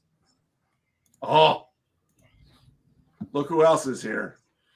The mystic himself. I want to see this happen. You better throw those dice, because I'm going to do some mind control here, Grizz. I want to see this 100 times. I want to see you guys start stuff. And just I want to see somebody who's a small fry now someday do something so massive, and that Paul Vanderklay is completely forgotten. Because well, at least if I do it, you're not going to be forgotten. You will never be forgotten, Paul. Never. I may not be forgotten by you all, but the way that history works is that a lot of people do a lot of things and they're never remembered. God knows. I'm a Christian, I believe in that. So I'll get my reward in heaven. But my goal is to help all of you whoosh to the degree that I can. That's my goal. I'm a Jew, and we believe in saying things Lashom Omro. So no, you're as long as I'm involved, you're always going to have your place here. But yeah, I am talking to Josiah on Tuesday, so we'll see if he wants to be the new Paul Vanderklay or not. I want someone to be a bigger, better Paul Vanderklay. I want someone to go out and achieve your dream, Joseph. And I have one of the things that I learned very early on is that people, regular people, ordinary people, people like me are so often bottlenecks. And I don't want to bottleneck any of you. You're so diplomatic, Paul. You weirdos go do your weird stuff. I'm going to keep doing what works over here. I got to know what the 20 was, Grizz. The 20 was wisdom today. Survivalist with an 8. Socialists and hard folks a 4. The wisdom are immune, but everybody else is going to be a sucker for this stuff. And when can I make my pilgrimage to Living Stones? Because that's the next step I see. If you build it, they will come. We have the parking lot. So we're building this parking lot for us to come park at. And I think a pilgrimage is the next step. I slept in the parking lot first, I have to say. It's already happening. Okay, so we'll Jacob slept here. And then I'm going to need that sign of the Lord. I can jump a fence. You need that space cordoned off for all time. Jacob slept here. Like, if I could get some care of these cats and like the gas money, I would be on my way to have drugs and sex at the foundation of the Lord right now. No. This is why you can't be left to your own devices. If you saw, drugs and sex might sound sexy, but I'll tell you, if the drugs are good enough, here, no, not sexy. I think pilgrimages are in order. I really do. People do make pilgrimages here, and you got one of those tubs? Can you dunk people? I can baptize you in my backyard. I'll baptize one Rick in my backyard if he ever agrees. I saw a baptismal font. He couldn't even baptize a baby in there. No, I'll do it in the pool in my backyard. I'll do it in the hot tub. We'll even heat the water. I don't know how you guys call that a baptism. See, I was ready for the pilgrimage already, and now there's a hot tub time machine. So I just wanted to make sure they weren't beating up too bad on you, Pastor Paul. You're holding your own. Thanks, Grizz. I really appreciate it. And again, what impresses me is all of you are more than me. Now, I got my disagreements with a bunch of you, but Jacob, you've colonized me. You can see it in my Sunday school and my sermon. You have wheedled your way into my head. I got no savings throws for Jacob. Mark, you've got Mark and Manuel. You two have so much theory up there that and sometimes I get a glimpse of it, and I think, wow, Mark, your video on story, narrative, and archetype, that was really helpful. That was really good. And you guys have so much. And Grizz is a genius. And when you told Vervaeke to choose, I hit the floor. And what I see happening here is so much and so beautiful. And it's far more than ever I could ever ask or imagine. And I know there's critics behind me saying, but I don't really care about those critics. But I'm very happy with the result. Could it be more? Yeah. And God will give the increase in God's own time, in his own way, and I am not going to force it. And that's the proper way to lead Christian people. Okay, so we have a clue on who this TLC on-ramp guy is, and sounds like he's a Jesus take the wheel type guy, so not rejected. Jacob, you believe in providence. That was one of the things that impressed me right away. You are such a providential guy. Yes, I believe in providence, which is why I believe that the Messiah could come in my lifetime, I hope. And so I think much bigger than a lot of people around here seem to. I actually believe in the coming of the Messiah. I look forward to the apocalypse. I'm trying to make the apocalypse happen. So do I. Speaking Yeah, but of you have to do it. happening, you see that It's comment not. from Phlebas, guys? Somebody grab that comment from Phlebas. What did Phlebas say? I didn't like it, but okay. Let me see it. This little corner needs something embodied and traditional.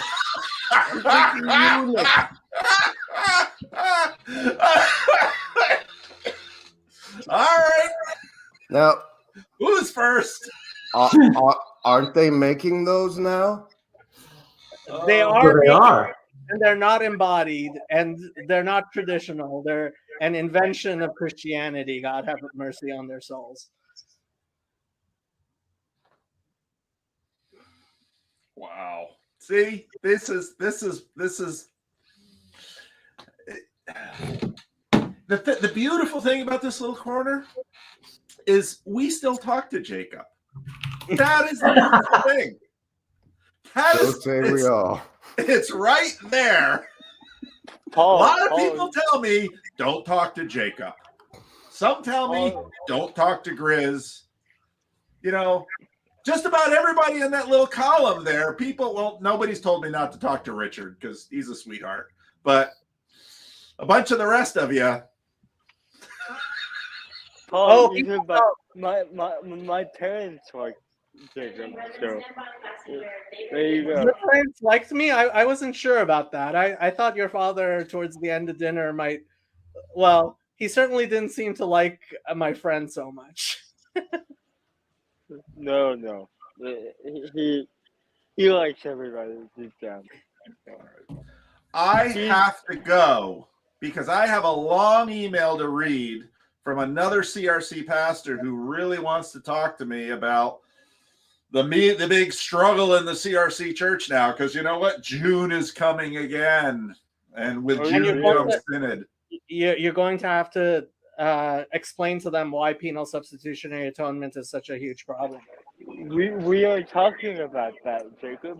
They're more concerned about the eunuchs, aren't they? They're more concerned about the eunuchs. That's exactly right, Chris. I'm going to. I have a patron. All right. See you, Chris. See you, Navigating patterns.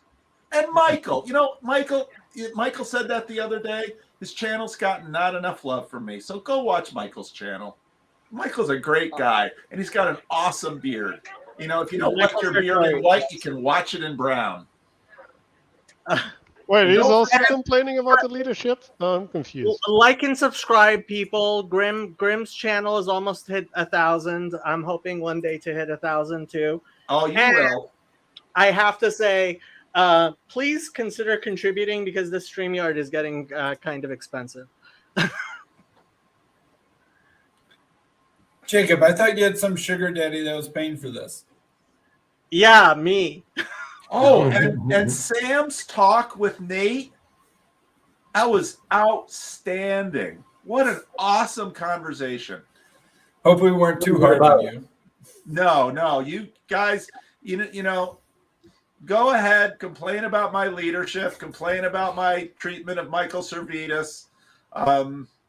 So just go ahead and attack me if that's what you feel you need to do, because again, what I see happening in this little corner, I love it. And Nate and Sam talk, and you know, Nate doesn't get along with, you know, other people and me. Yeah, you. But he loves Grizz, and this is what I want. This is what I want to see. May I decrease and all of you flourish. How about we all flourish? How about we all flourish? That's okay. That's okay. But no, I mean, look at Sam, look at Karen, look at what all of you have done. We are pretty amazing. Yes. This is true. Yes. It's really true.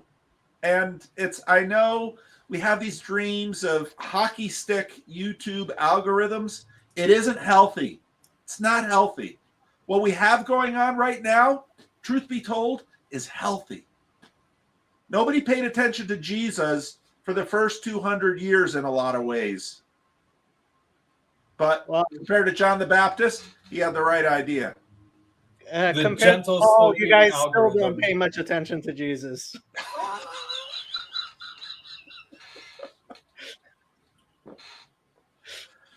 Oh, so anyway, I really do have to read this email, and I'd like to make a video today.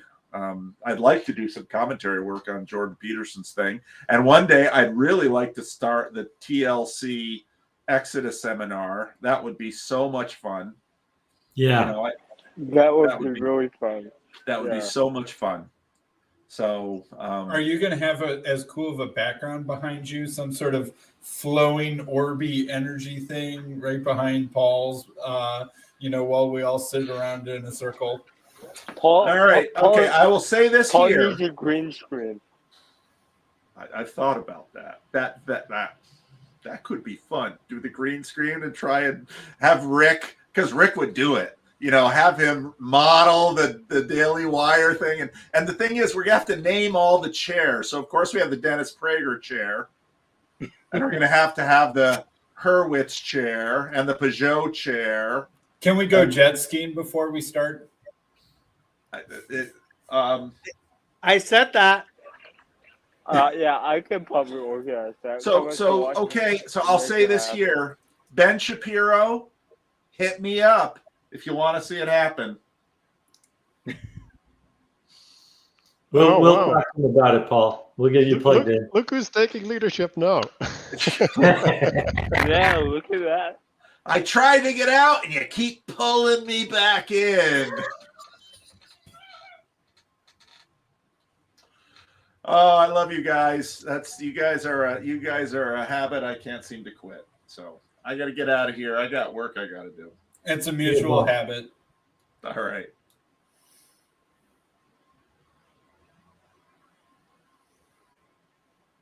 Okay, so what are we talking about now? Who else would like to defend Paul who doesn't want defense? Did Paul say that Ben Shapiro hit him up? Does that mean Ben Shapiro invited him to an interview? Or no, he wants Ben Shapiro to hit him up. Daily Wire. He wants Ben Shapiro to hit him up. He wants to hide behind the paywall. That's what he wants. Yeah. I actually could see a Daily Wire show with Paul Vanderklay. That would be pretty cool. That would be cool. We all love Paul. How many times can we say this? Okay, who? Sam, stop it.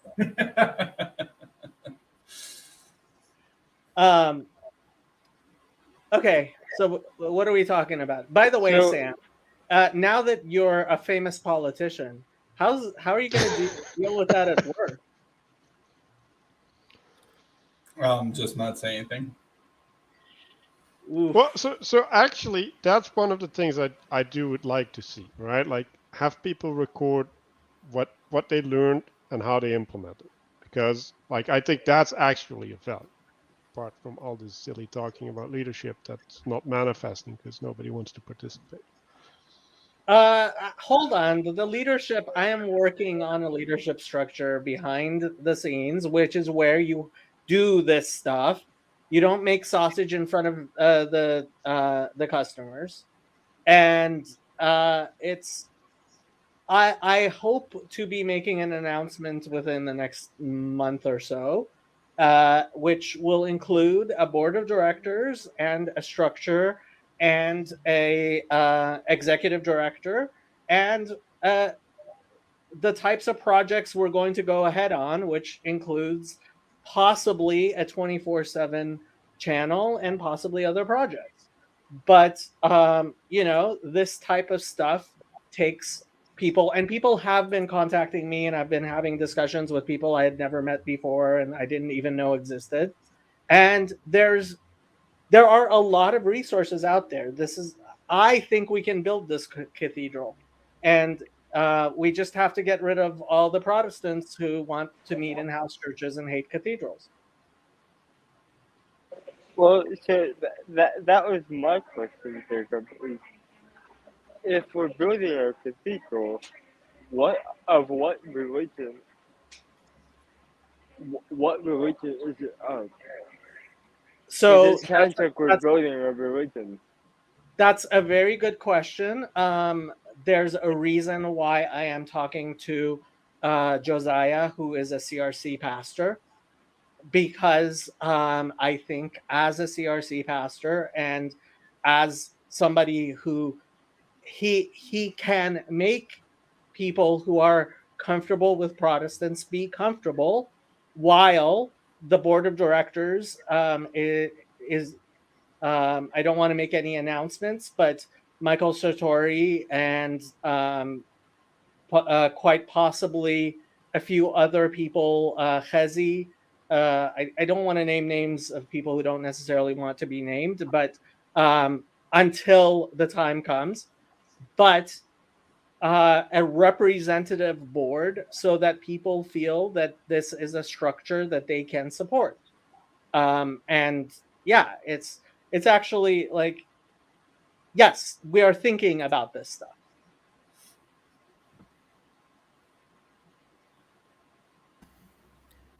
Yeah, so since you're thinking about it, can I ask you a couple of questions about the structure, coming from a sort of a Protestant perspective, I guess. So what is your vision and what's your goal? I guess for this little corner of the internet, I'm curious. Okay. So more than anything, I keep on saying, and I think this is the most important thing, a good structure is a structure nobody notices. And just like a good referee is a referee whose name nobody thinks about, the referees of a good game that the referees did a good job of. It's only when people have complaints that they recognize the structure.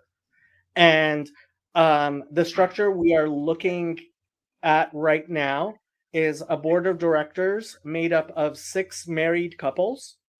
And to be a member of the board of directors, you have to join as a couple, a married couple, male and female.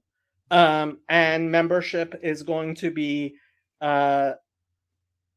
on the board is going to be contingent on being a married couple. And that is in order to be the poison pill against any sort of woke takeover, so that anybody who is in any ways worried about the woke application, the board is going to be voted on by the membership. We haven't decided on what exactly that's going to mean as far as who gets to be a member, but the membership application is going to ask if you're male or female, and those are the only 2 choices. And it's quite likely going to have something to say about the God of possibly the 5 books of Moses, God of Genesis, the book of Genesis, maybe the other books, but something hopefully that people who are signed on to this little corner generally can sign on to. Hopefully Christians, Muslims, Jews, and possibly non-theists and other ecumenists would be able to sign on to. But ultimately, for example, when I talk to Josiah, I want Josiah to be able to say, like the other Christian members of the board, I believe, do say, which is, I am a member of this organization because Jesus Christ is my Lord and Savior. While at the same time, I want Chezi to be able to say that I am a member of this board because I believe in the Torah of Moses and the 13 principles of Jewish faith. And hopefully, if we do get Muslim members, that they can say because they believe in Islam. Now, that's a very difficult thread to needle to thread, sorry. And it's going to take a lot of negotiations and behind the scenes, which, you know, I'm trying to get a board of directors together, 6 couples who are going to be respected people that people will feel comfortable saying, okay, this person is going to, in fact, represent my values in this organization. What with an executive director that everybody can, at the very least, live with, but hopefully feel that they can actually support and trust. And on it, ultimately, this is about trust. This is about people being able to say, you know what, I'm going to write $100 check to this organization because I know that the board of directors and the executive director are going to make sure that that $100 is going to be spent in a way that makes this little corner a better place than it is today. And then hopefully people will be sending bigger than $100 checks.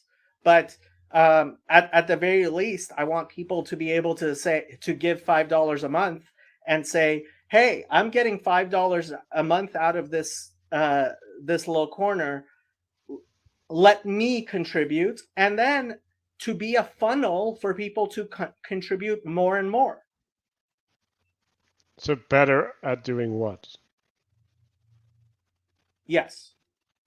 Yes. Okay. But if you want people to spend money, like they need to know what. Yes, I realize I'm going to have to. Yes, I realize we're going to have to be much more specific.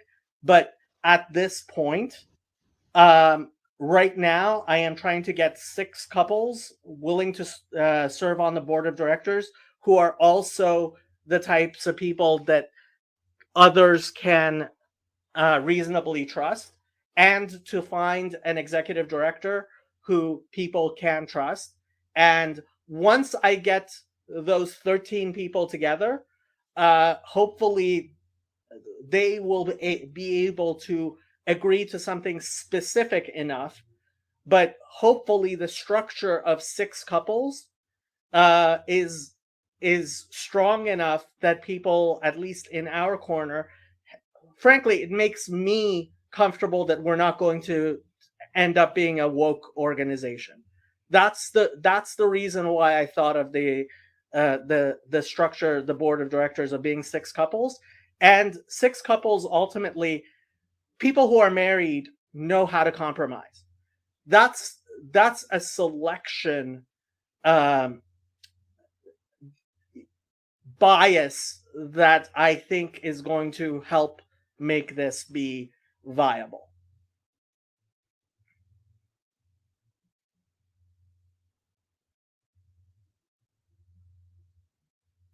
So I'm just trying to get a sense of what you guys are trying to build up.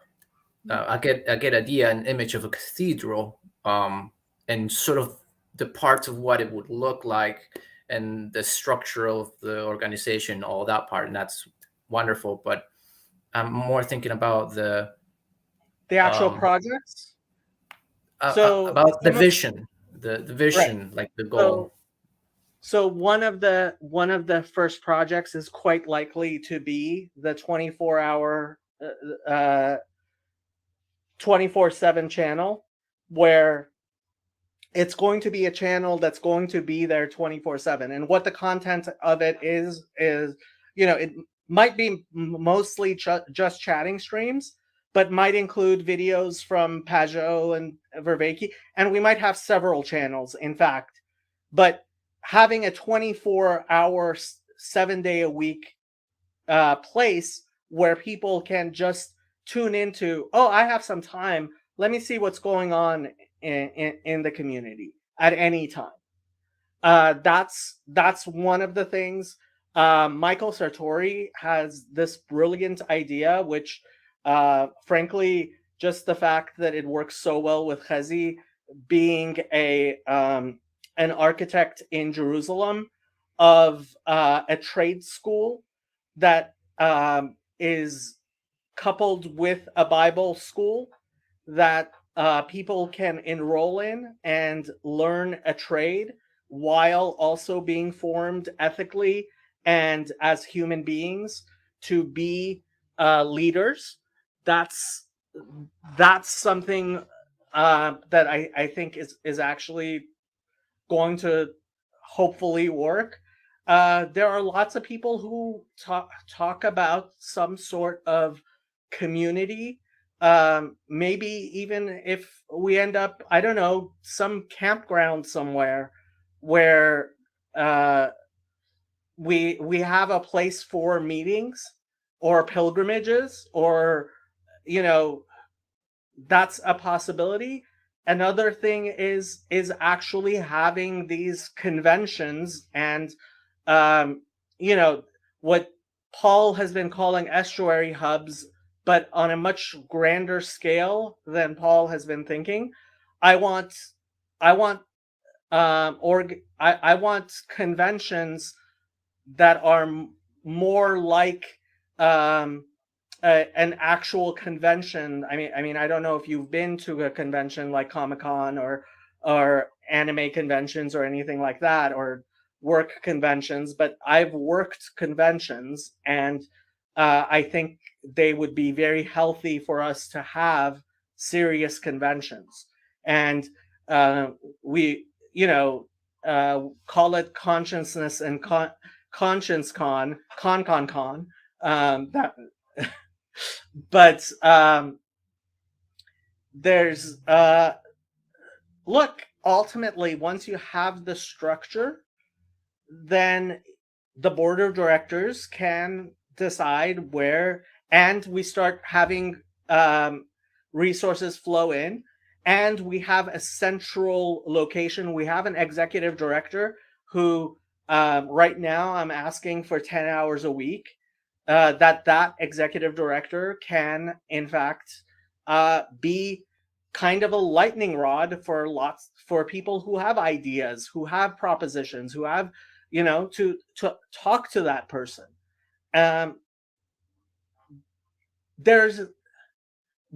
There's definitely a lot of resources in our community to do a lot of things. I know a lot of us are very interested in some sort of help with people who have substance abuse problems, right?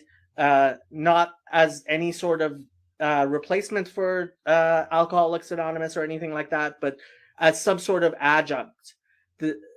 Maybe something to deal with the loneliness problem.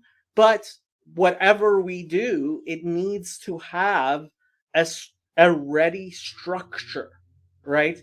That is willing to pool our resources that people can contribute to. And that's honestly, that is the point. The point is to allow people to contribute with their ideas, with their time, with their money, with their whatever the resources they have, and have a structure that all of us can trust will in fact have resources. And that's why you don't need to impose this on anyone. Once you have resources, there will be people beating down your door. And it's a matter of setting up the trust in the organization so that people will hopefully be sending checks on a regular basis.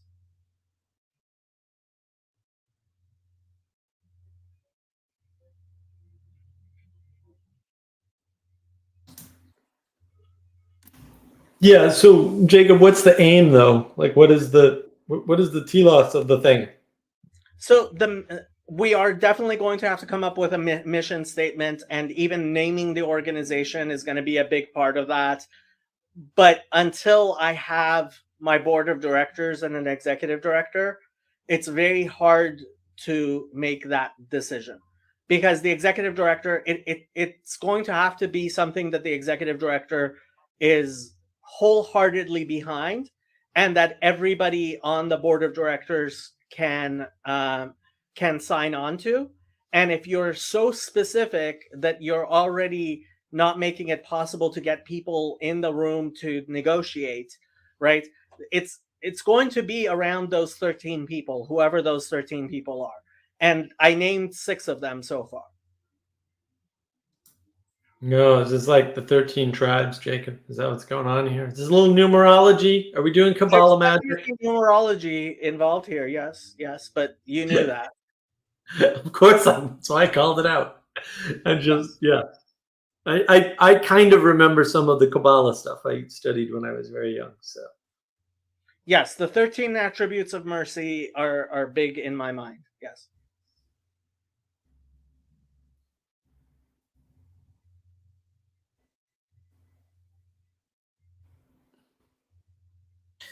So how can people help you out with donations, like with a StreamYard thing, and So there usually is a link here. I'll put the link in the description.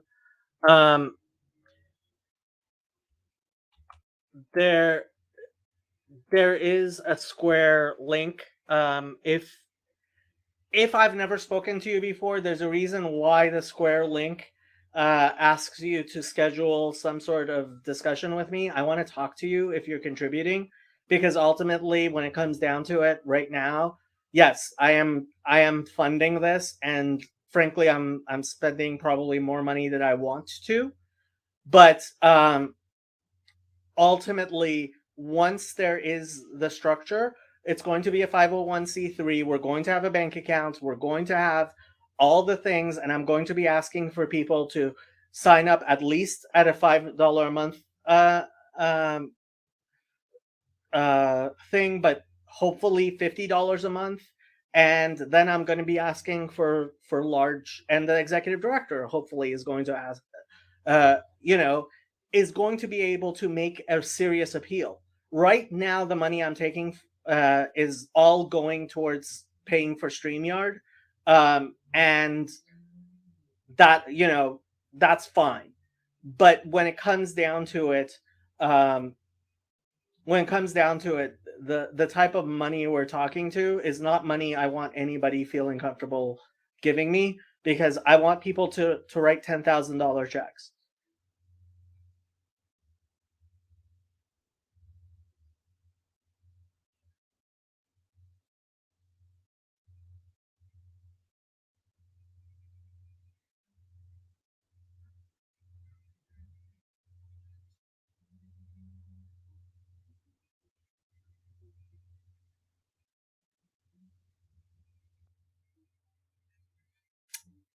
It's not about Paul. It really isn't. I don't want momentum from Paul. I want Paul to be asking for money for his church. I sent Paul, God help me. It was a very difficult thing for me to start sending money to a Trinitarian church. It really was. But I send Paul money. I support Paul. But ultimately, we're building a cathedral, and Paul is too much of an iconoclast for a cathedral. He is. Yeah, it would be nice to just get people to stop attacking a project that they say they don't even want to be a part of. That would be a wonderful first step. Look, honestly, right now, the biggest help anybody can be is if you know someone who might make a good executive director, which would be an Orthodox Protestant, right? Sorry, not taking any applications from anybody who's not an Orthodox Protestant. Hopefully somebody with an MDiv, somebody who's a minister who has 10 hours a week, and can be a serious representation of this community, please send them my way. If there are people who are married couples who as a couple want to be involved in this little corner, especially if they are willing to be public figures, who want to be on the board of directors, which, let's face it, if you're going to be on the board of directors, people are going to be expecting at least some of your money to be in there. So this is not a paid position. This is a paying position. So right now I am focused mostly on getting the board of directors and the executive director together.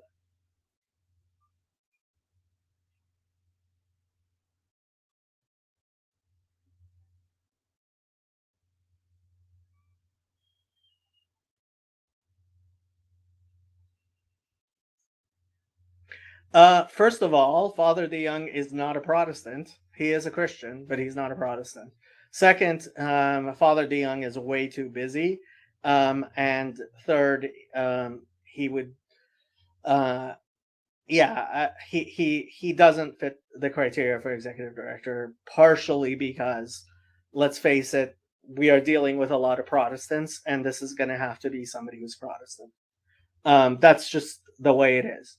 The executive director has to represent this community. And if you're going to represent a Christian, a Protestant community, which we mostly are, then you need to be able to speak Protestantish.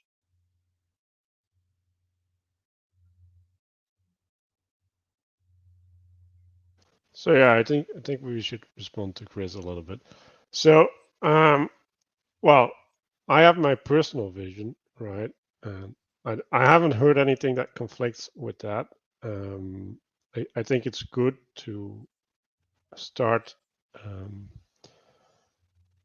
a central thing, right, where the essentials of the branches come together, because that's effectively what it's going to be, right? Like there's going to be people watching, and they're going to be converging the important stuff, and hopefully there's going to be shows and stuff that will distill the message from all of that. So like I'd definitely be up to participate in that. The other stuff is probably more American, at least as far as I hear it now. So like I'm yeah, whatever. That's, but I don't have anything with that. And like I do think that there's a side, right, like where there is a community that's going to form. I am going to assume that this community is going to be the community that's already here, right? Like all of these people that came in through Peterson and whatever, and they need more structure, right? More things to interact with and ways to point back into their lives. So yeah, like I think we should facilitate that, and like that's where I'm interested in participating. Yeah, it's hard to know at this point because didn't get an answer on vision yet. And like, fair enough. Like Jacob said, we're gonna get the executive director and board on board first, and then we're gonna come up with vision. That's fine, right? So it's hard to say, right? Still doing what we're doing.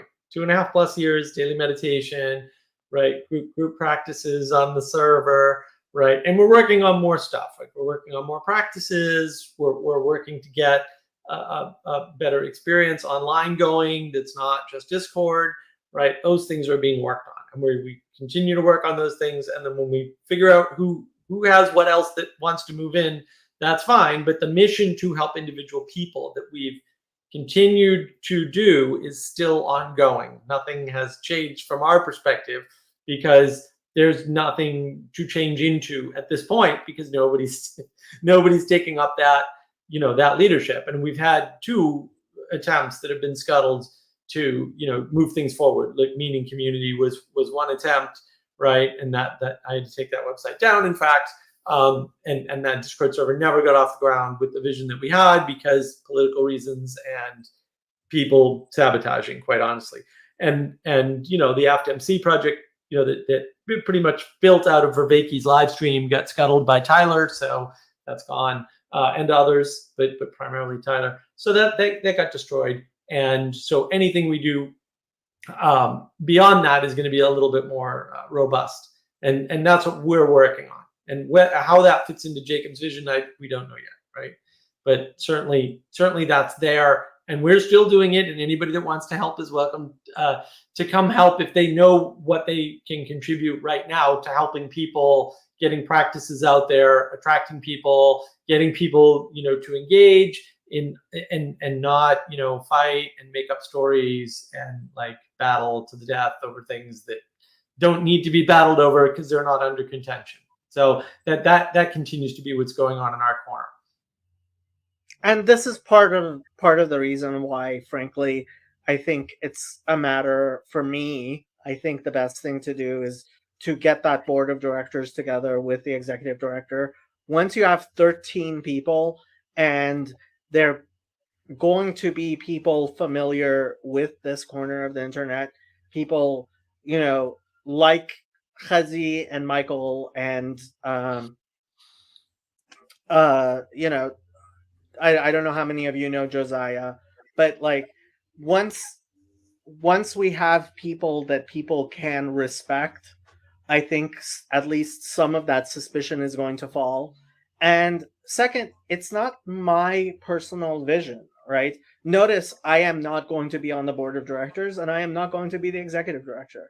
I'm hoping to help as much as I can, but ultimately it's not about my vision. I want to see our community have something we can agree on. And that's a question of relationships and trust and negotiation. And there's a lot of people who want me to write something down and then they can decide whether or not to subscribe to it. And that's not what I'm trying to do. I'm not trying to get subscriptions to my vision. I'm trying to negotiate a structure that we as a community can feel comfortable saying represents us.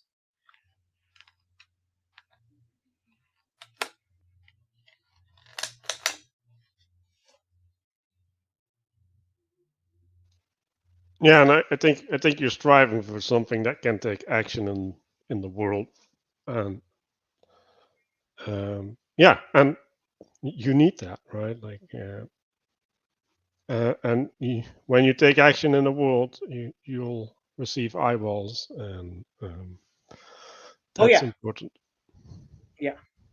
And frankly, I think once it is something that has some people around it, more and more people are going to want to be a part of it, but maybe not, right? And this is Paul's reticence, and this is why being a Protestant works really well with new territory.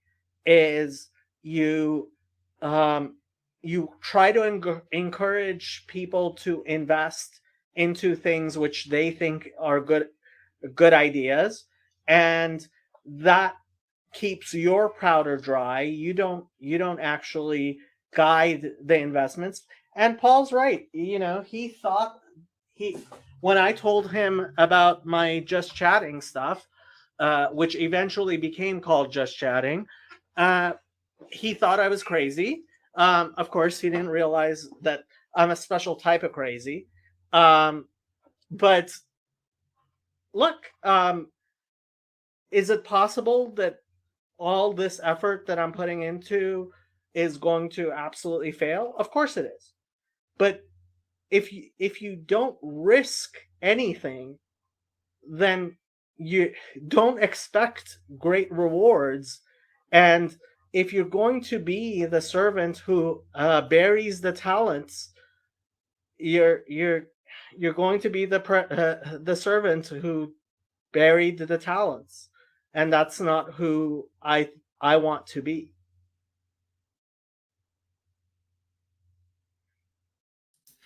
Well, I continue to support you, Jacob, and I'm probably going to do another live navigating live patterns later on tonight. Just to we should do another thing tomorrow, Mark. Yeah, we'll do something tomorrow too. Yeah, that'll be fun.